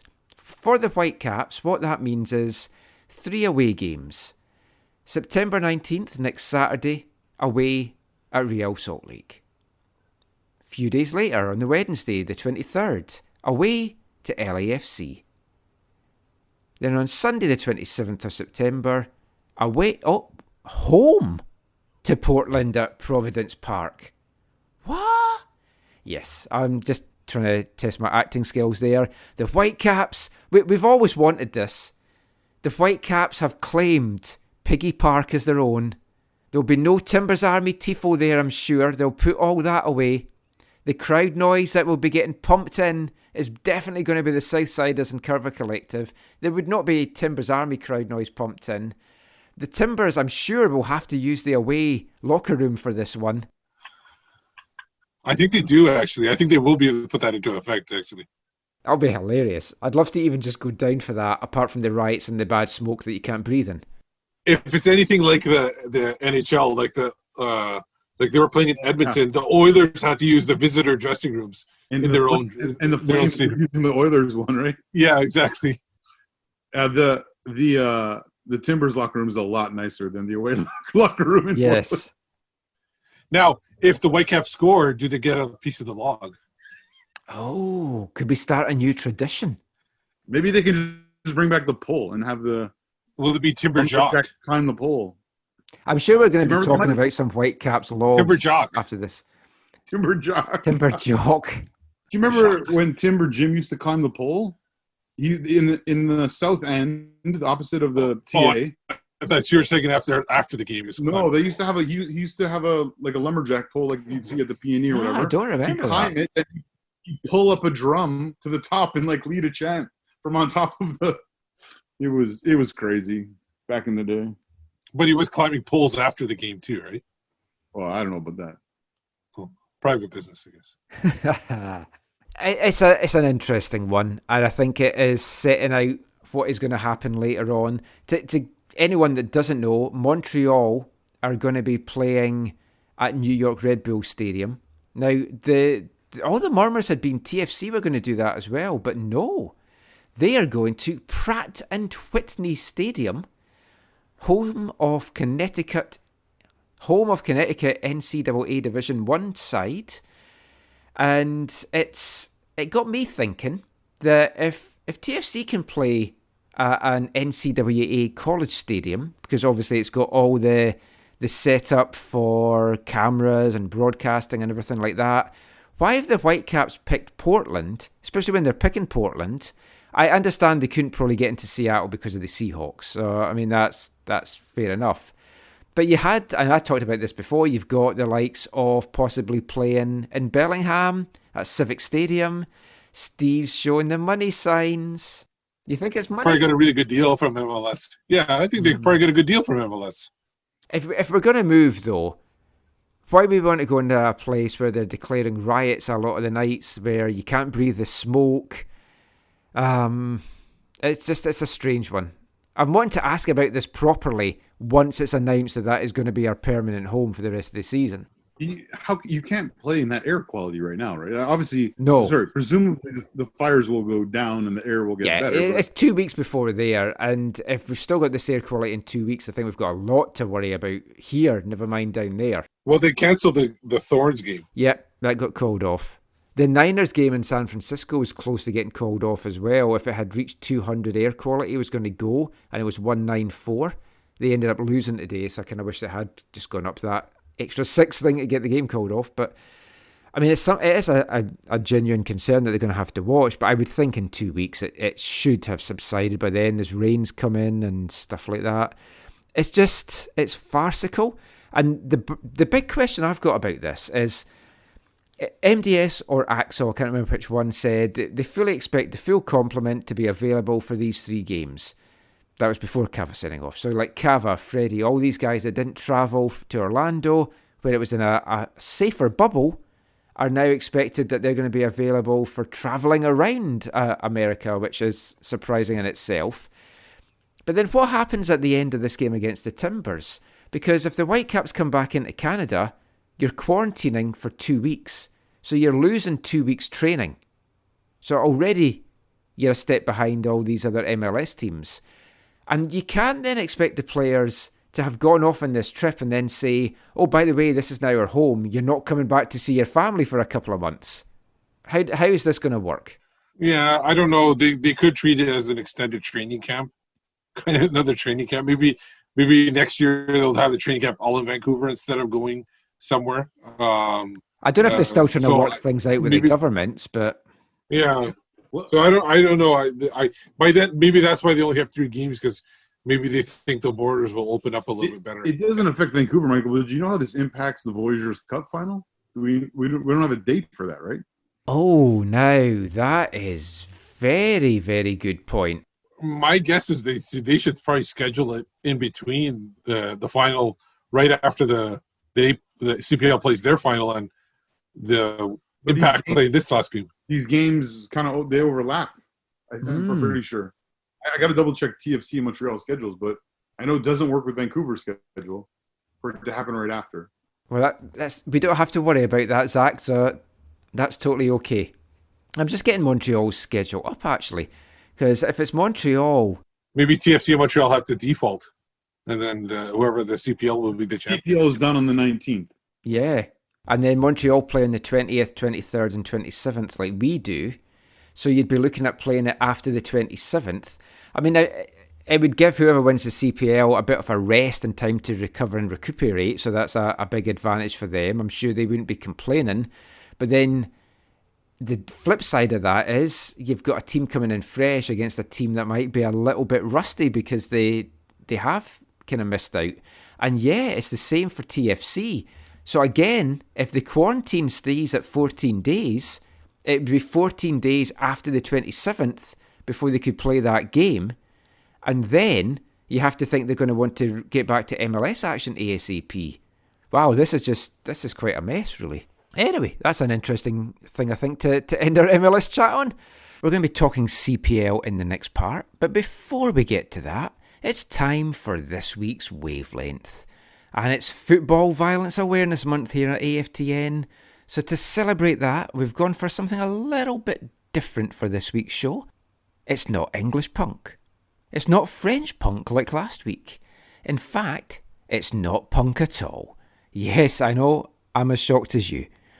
No, we've gone back to 1986 for this one, and a nice little reggae number from English artist Tippa Irie, and this is Football Hooligan.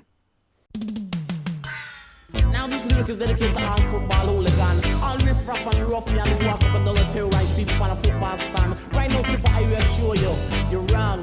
Hey, in the shame and disgrace on the land. Make I tell you about the shame and disgrace on the land. Understand me about the shame and disgrace on the land. Tippa, I will in a shame and disgrace on the land. Cause what a big shame on the country England. Tippa, I feel wonder me say what's going on in a football game. Me say man a kill man. No one me a talk about football hooligan. Like them youth man, them don't give a damn. Them not care about the whole of the innocent one. Only thing them want kick the opposition. That's the only thing them no give them satisfaction. Come from around the world, English clubs get a ban, and it's all because of few immature young man. When they get you pant a lick and me say in them system. They say come on lads, I'm ready now. You start round one, and all hooligan them have offensive weapon. Them up number the police, why 10 to 1. So the public no safe, that you must understand. That's why it is a shame and disgrace on the land. Make I tell you about the shame and disgrace on the land. Understand them about the shame and disgrace on the land. People highway in a shame and disgrace on the land. Now the rest part of the story, no, just begun. I am not from a son or the guardian. I am a MC with chat pants and me day in a me yard, me say with my woman. The two of us together watching television. If I can remember right, it was BBC One, and the European final was in session. Liverpool and Juventus was the team in action. I can't remember who was giving commentation, but the commentator was a shockers say something went wrong. Them letting Liverpool with Juventus fan. And straight away it caused one big commotion. The Juventus supporters started to scram. And straight into a brick wall, most of them ran. The wall it collapsed and it killed 40 man. That's why it is a shame and disgrace on the land. Like I tell you about the shame and disgrace on the land. People are written a shame and disgrace on the land. Understand me about the shame and disgrace on the land. Could you imagine this ladies and gentlemen? Cause you is a wife who have a husband who went to a match with him 2 children and threw some riff-raff and ras ruffian who walk up and down with still 2 caps on. Your husband and your 2 kids dead and gone. Could you imagine yourself in that situation? It must be the work of the devil Satan. This lyric dedicated to all hooligan. Say don't kill a person for no reason. Cause even if your team a lose 7-1, it's not the end of the world. Life still goes on. Them tear up the seat, them down a Luton. To fix that up, it a go cost enough grand. And down a Bradford, me say what happened? Mommy, hear them burn down a whole complete stand. That's why it is a shame and disgrace on the land. I can tell you about the shame and disgrace on the land. Understand me about the shame and disgrace on the land. People are written a shame and disgrace on the land. And I can tell you about the shame and disgrace on the land. Understand me about the shame and disgrace on the land. People are written a shame and disgrace on the land. I can tell you about the shame and disgrace on the land.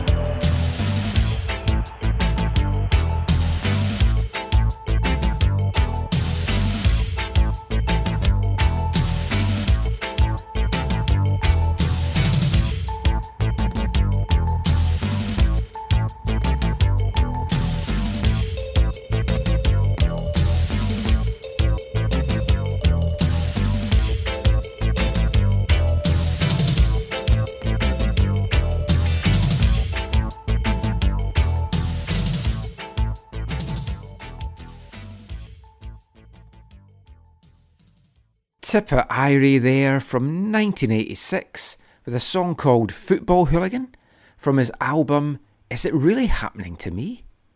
Hope you enjoyed that one. I said I wanted to try and mix things up a little bit with this month's Football Violence Awareness Month, so we'll have a few different sounding songs for you.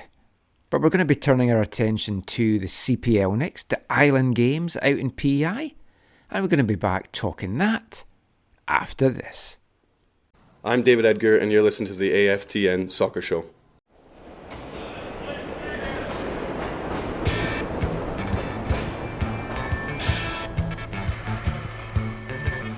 The distant echo of faraway voices boarding faraway trains to take them home to the ones that they love and who love them forever. The grey's 30 steps, repeat my own and reflect my thoughts. Cold and uninviting, partially naked, so far toffee wrappers and the smallest papers. Mr. Jones got run down. Headlines of death and sorrow, they tell of tomorrow. Madmen on the rampage, and I'm down in a juice station at midnight.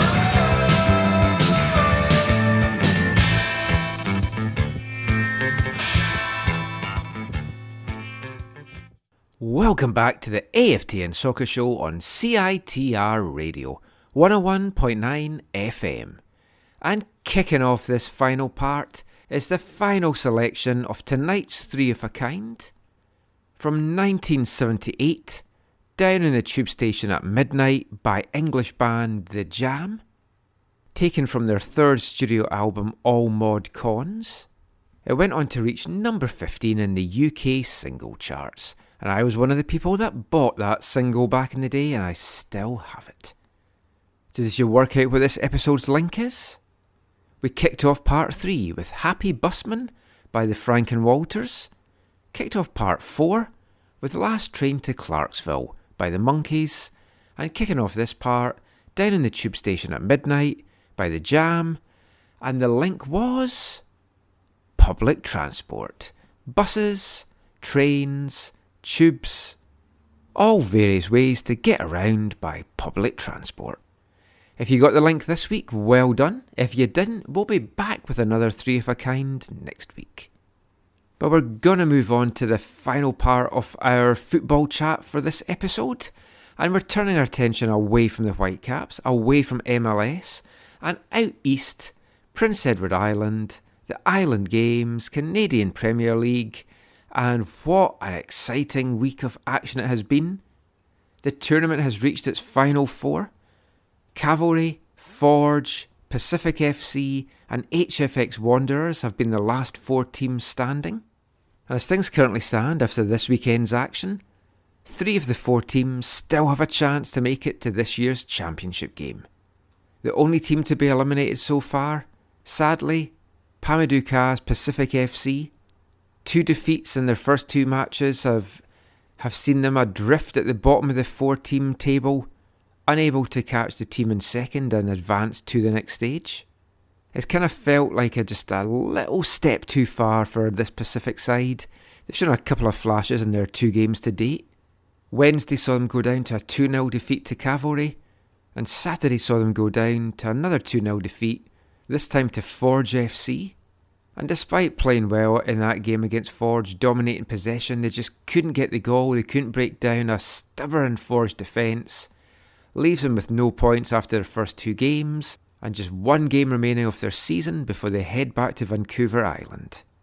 Obviously disappointing to bow out of the tournament and to have their season ended. I'm going to play a little bit of post-game audio now from head coach Pamadou Ka and also from veteran defender Marcel de Jong. Just with a few thoughts covering the game, the elimination, and just the growth and foundations that this group has.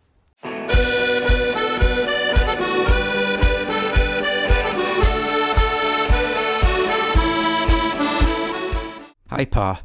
Hey, Michael.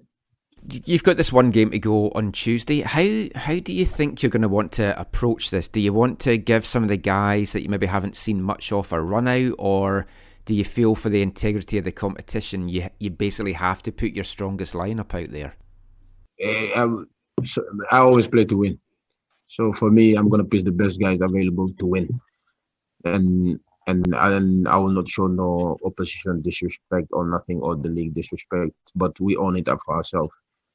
Respect to play the right way and put on the strongest team. So for the 20 years I've played football, integrity is one of the biggest part for me. So I'm playing to win. Simple as that. And tell me a little bit, just now that the official elimination has come, can you give me just a quick overview of what you thought of your team in the tournament? 1 game left. We're not finished yet. We have another game to play, and then is when we can make evaluation. We still have a game to play for. So yeah, I understand that, but I just your thoughts on your team to date. No, that's why I say I will give my evaluation after the last game. We still have a game to play, so there's nothing to say. We lost the game, and we created a chance. We could have stayed in the game, but we gave away we lost the game, but we still have 1 more game to play for. Hi, Marcel. You were with the team obviously last year. You've still got 1 game to go. Pa talked about he's going to evaluate everything after the last game. But from watching last year and from being more involved this year, can you talk a little bit about how you've seen this team grow from last season to this season? Yeah, I mean, obviously it's a big difference from last year, and I just want to also put it out there that I'm really proud of the guys, the way they picked it up. They stepped up. A lot of players in their position would have given up, but I think they all showed character from last year, and they took the chance because it's easy to give up, but the guys didn't, and just really proud of the guys. They showed character, and so I think we're on the right track. I think we put Pacific on the map, and I think overall a really good tournament. The foundations that the club has right now, I mean, you look at some of these young guys, I know a few of them had played maybe USL with the Whitecaps before or elsewhere, but the foundations looks good for going into year 3. And I know we're jumping ahead, but we're still a game to go. But it does seem like this is a team, if you can keep the core of it together, they're really going to be challenging and even better next year. Yeah, 100%. Totally agree. I mean, I said a couple of times internally, and I feel like we're on the verge of becoming something special, and you can see it. We're almost there, and it's just a matter of sticking together now and learning from what we did wrong, and just keep going. I mean, I have all the confidence in the world in our team, in the coaching staff, and I'm just happy right now. And even though we lost, you know what I mean? Like, just like mixed feelings. Oh, this is my island, oh, this is my island. From the port on Nice right through the mid till the end of time. Oh, this is my island, oh, this is my island. We feed the sheep and cut the beans until the day we die. Pamadou Ka and Marcel de Jong there, and I think Marcel's very right in him saying that it's a very exciting future ahead for this team.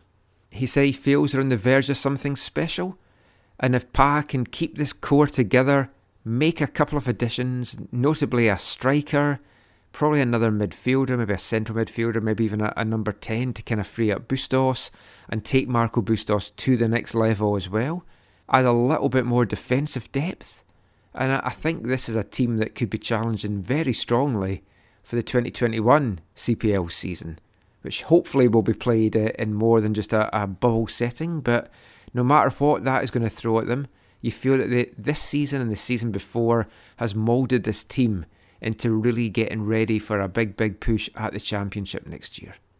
But of course, there's 3 teams left pushing for the championship this year. Halifax Wanderers, you could call them a dark horse if you want. I think many people have tipped them to be the surprise package in this tournament. They've certainly lived up to it in their 2 matches so far, kicking things off in Phase 2 with a 1-1 draw on Wednesday against Forge, and a very unlucky 1-1 draw that was as well, because they gave up a penalty to Forge in the second half that was no way, shape or form a penalty.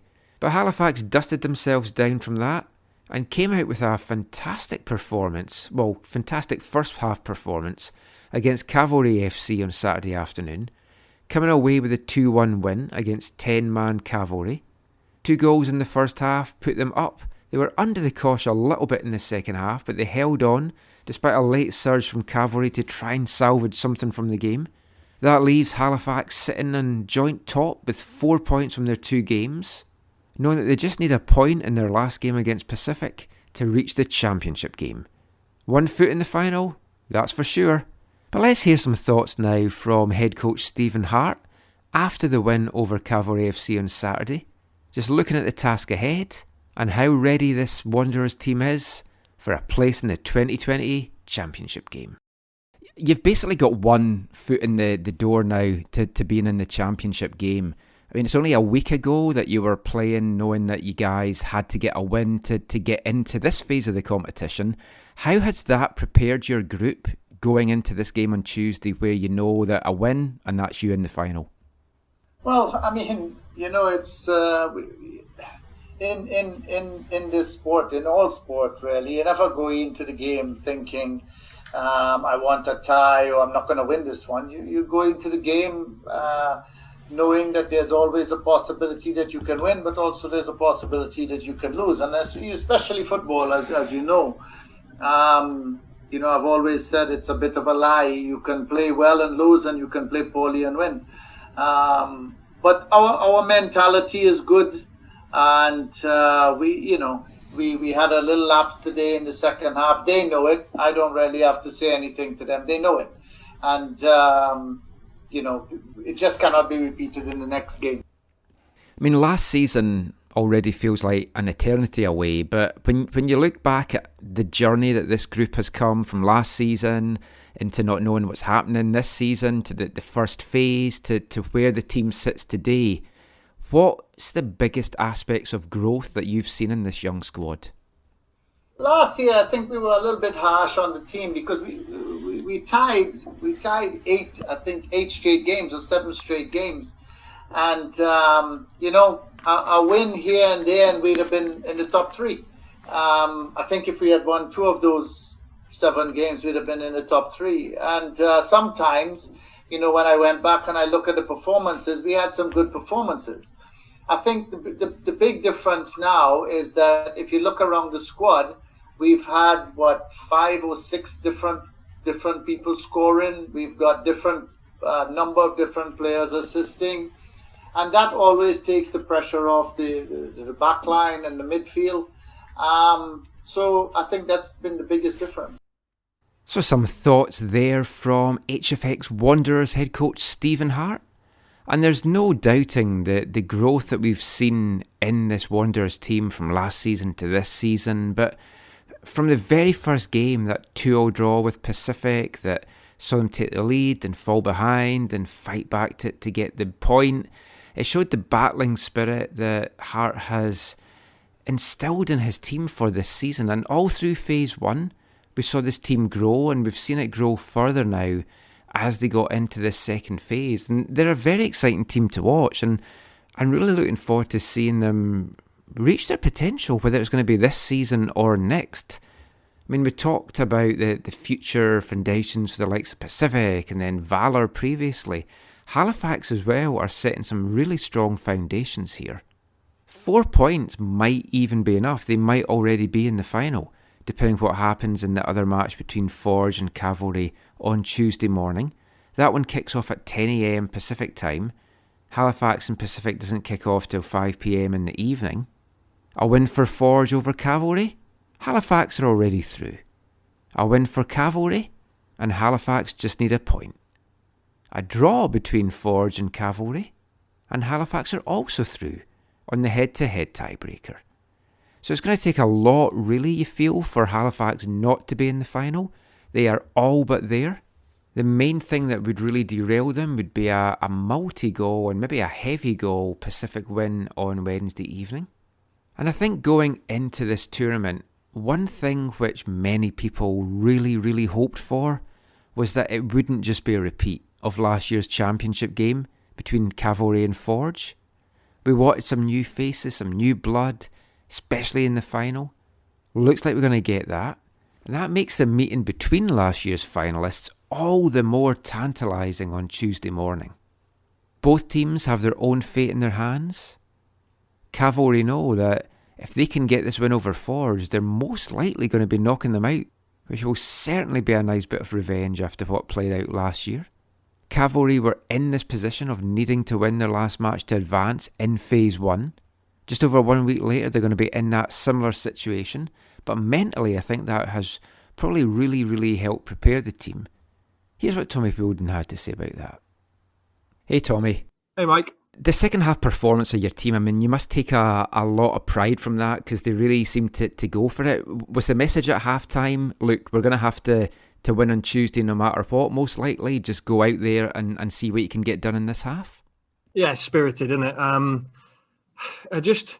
I think it was the way we've ended any defeat. If somebody's going to beat us, they do it right to the last minute. We don't lie down, and you've seen that even in the finals when we left everything out there. And what we said at half-time was we weren't pointing fingers. We looked at each other and said, look, geez, we've got ourselves a hill to climb here, but why don't we do it in 15-minute segments and push them back? And why don't we try and make this the greatest comeback ever? So we aspired to do it. We almost got it, Topher Fakunli, and credit to him. He's almost got the chance near the end. And we were spirited. And I think when you play like that, you give yourself a chance to keep going. And because that could have been a blowout. They've scored 2 penalties. They haven't scored on us in open play against 10 men. And if they'd have scored a third and a fourth and fifth, it'd have got a hell of a thing to get back on. And we give as good as we got. It feels like no time ago that you were playing a game that you had to win to get into this phase. How much has that prepared your group for a game like this that's coming up on Tuesday? I think I just overheard Elijah there saying, no matter if we're man up, man down, goal up, goal down, we prepare to win.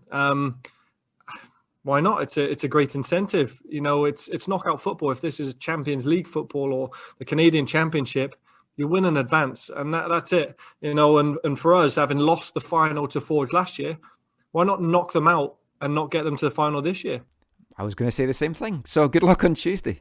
Thanks. Some thoughts there from Cavalry head coach Tommy Bolden Jr. And the battles between Cavalry and Forge have been fantastic so far. From the opening game in the tournament, the 2-all draw, all the battles last year, they've been such close affairs. And we touched upon this a couple of episodes ago. These two teams just bring the best out of each other. And I'm expecting an absolute cracker of a match on Tuesday morning. And you just kind of knew that things at some point would come down to a battle between these two teams, whether it was in the championship game, whether it was to advance to the championship game. That's exactly what we've got. Did it feel inevitable? I don't know.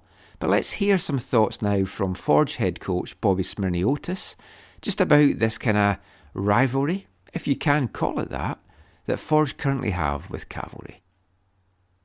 You touched there about the other teams in this tournament that's kind of come through and showed some stuff, but it's now boiling down to you're facing old foes Cavalry on Tuesday. It could be the precursor for the championship game once again next Saturday. Just talk a little bit about the rivalry between you two guys. You kicked the tournament off. It was a passionate game. It just seems that you two teams are destined to just be going at crunch games in the CPL. Yeah, most importantly, there's a couple of games to go, and we just have to focus on what we need and what result we need in the path to try and get us to the finals. We're definitely not there yet, so we'll put our focus to them in the next game, and we'll need a positive result. And that's the most important thing we have to look at as a team. You know, we take each game and approach with a lot of respect. Cavalry's a good team. They've showed that over last year and this year. And I think, if when we meet on Tuesday, it'll be a good game. But rivalries take a long time to build. I think we've jumped the gun on calling things rivalries a little bit here. It takes some time. I think it was natural in year one that we had that perception because it seemed like we were playing each other every other weekend in the last month. But two teams, I think, that respect each other's football, two teams that know what they're good at, know what the weaknesses are, just because we've played each other probably twice as much more as we've played any other team in the CPL. So I think that, along with the competitive nature of both groups, wanting to be winners, I think that just brings a natural intensity into the game. And, maybe that's what we'll see on Tuesday. We'll see how that goes. So we've heard from all the CPL head coaches now, just as they gear up for these final two matches in the Phase 2 of the Island Games. So I'll bring Zach and Steve back into the chat now, just really to get your thoughts, guys, as to what have you made of the final four matches so far, and who are you tipping to make it to the championship game next weekend? The games have been... They're kind of like odd, like just like all the other games have been. Like it's things that you don't expect to happen. Especially the Cavalry Halifax game. That was the wildest one probably out of all of them. But they kind of gone the way I expected. Cavalry, for some reason, since the beginning of the tournament, haven't really they haven't been the same team as last year. There's something missing from that team. So, in the end, I probably do have Halifax and Forge showing up in the final. Steve, I think you bring up something really, really important there. All the teams are different from last year. And I think when we're talking about specifically Cavalry, what is missing, I think, is there are a couple of key guys that moved on that it doesn't feel like they've fully replaced, or the guys who were in the squad who were asked to step up haven't been able to play the exact same role. I think one of the big ones is Boucher, and they haven't really fully been able to place them. I think Elijah's taken on a lot of what he did, but I don't think I don't think together as a side, as a team, they've been able to fully replicate what they did last year without him. There's obviously a couple other people who have moved on, but in terms of the final four and where things are at and how they played out, I honestly didn't expect this to play out the way it has. I honestly just thought it was going to be very similar to last year, where you were going to see Forge and Cavalry kind of march their way to the final, and maybe almost like back-to-back finals, or back-to-back finals in years, but also play the last game against each other. And then play another game for the actual trophy, which could have made it interesting. But now going into the games this week, midweek, I mean, yeah, other than Pacific and playing a spoiler role, there's so much to play for, and things could break in so many different ways. And the side that obviously has been the most surprising is Halifax.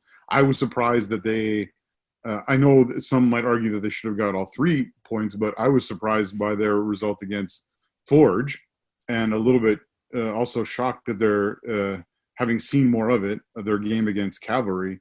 But in terms of what I think is going to happen, somehow, I know it's there's only a minuscule chance of it happening, right? But I still somehow think Forge and Cavalry could still meet, right? There's like one scenario they can meet under. Yep, definitely. If Cavalry, for example, were to beat Forge 1-0, and then Pacific really turn it on and win by a couple of goals against Halifax, then you've got a Cavalry Forge final.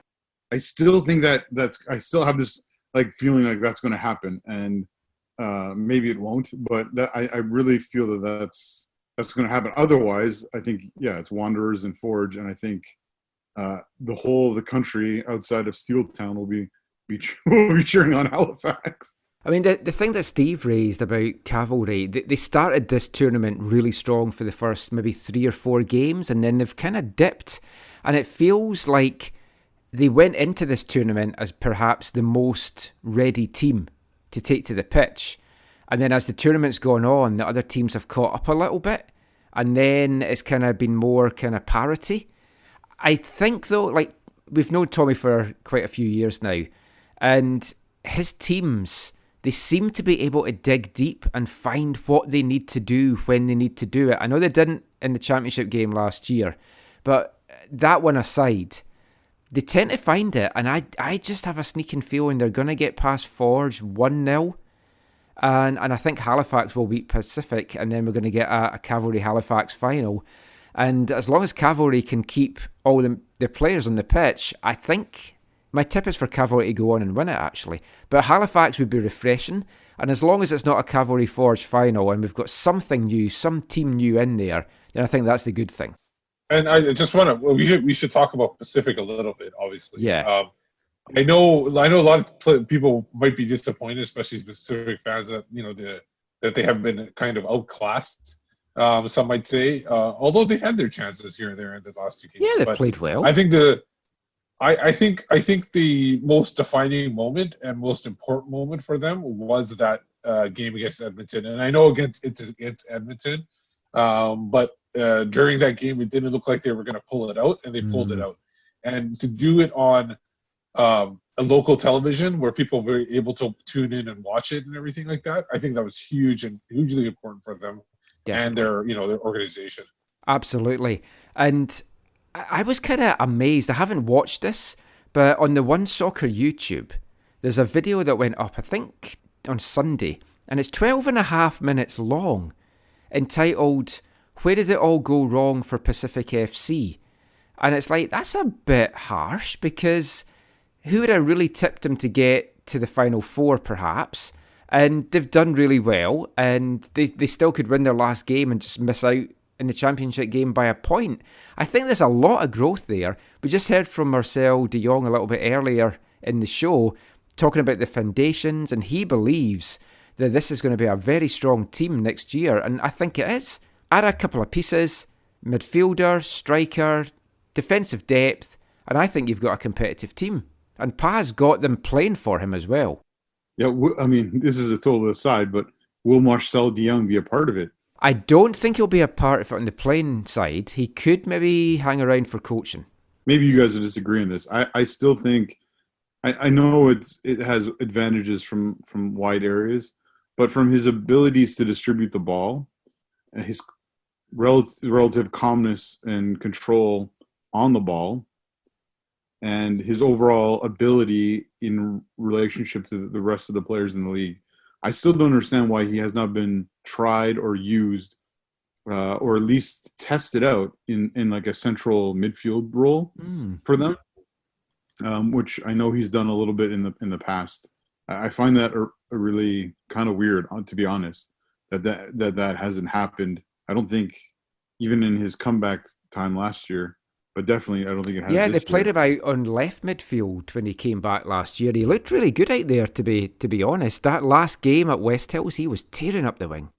Yeah, left wing, left midfield is where he's played most. But I think I kind of thought that it would be a bit of a no-brainer to use him, especially at this stage of his career in central midfield. Older, doesn't have to run about as much. Good ball distribution.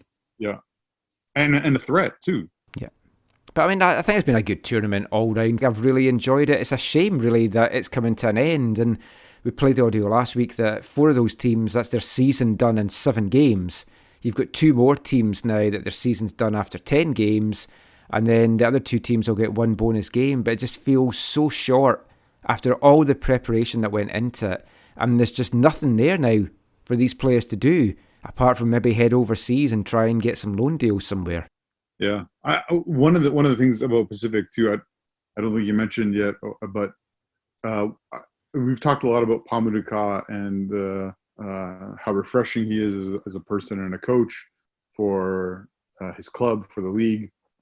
I really enjoyed the clips I heard of his press conference after this most recent loss, where he talked about the officiating of the league. Yes. And talked about how it needs to improve, because I don't think it was inappropriately critical, but again, it was talking about something that typically you get fined for. Typically it's kind of like it's just kind of like an understanding, like we don't talk about it because we know it's not where it could be or should be or whatever. And so let's not, bring the league down. But it was good I thought it was appropriate, an appropriate time and an appropriate way that he said, hey, this needs to be better, because this is costing teams in key moments in matches and costing teams, like we said before with Robin Gale and Valor, costing them the ability to progress.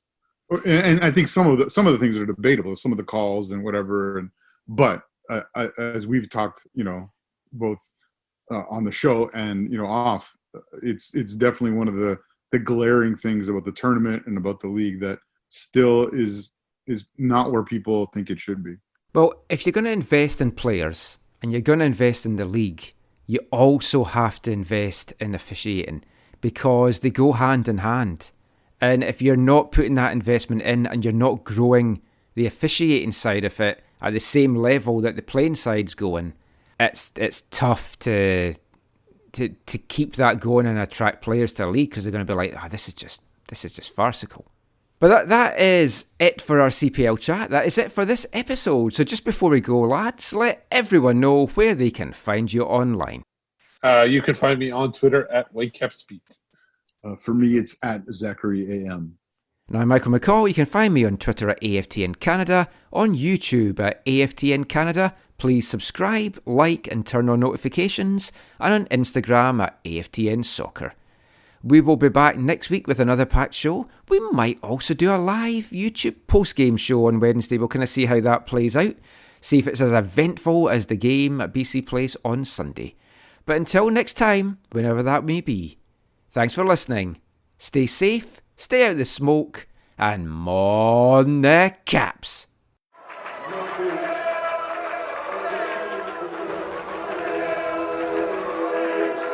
Going to your first match is an experience you never forget.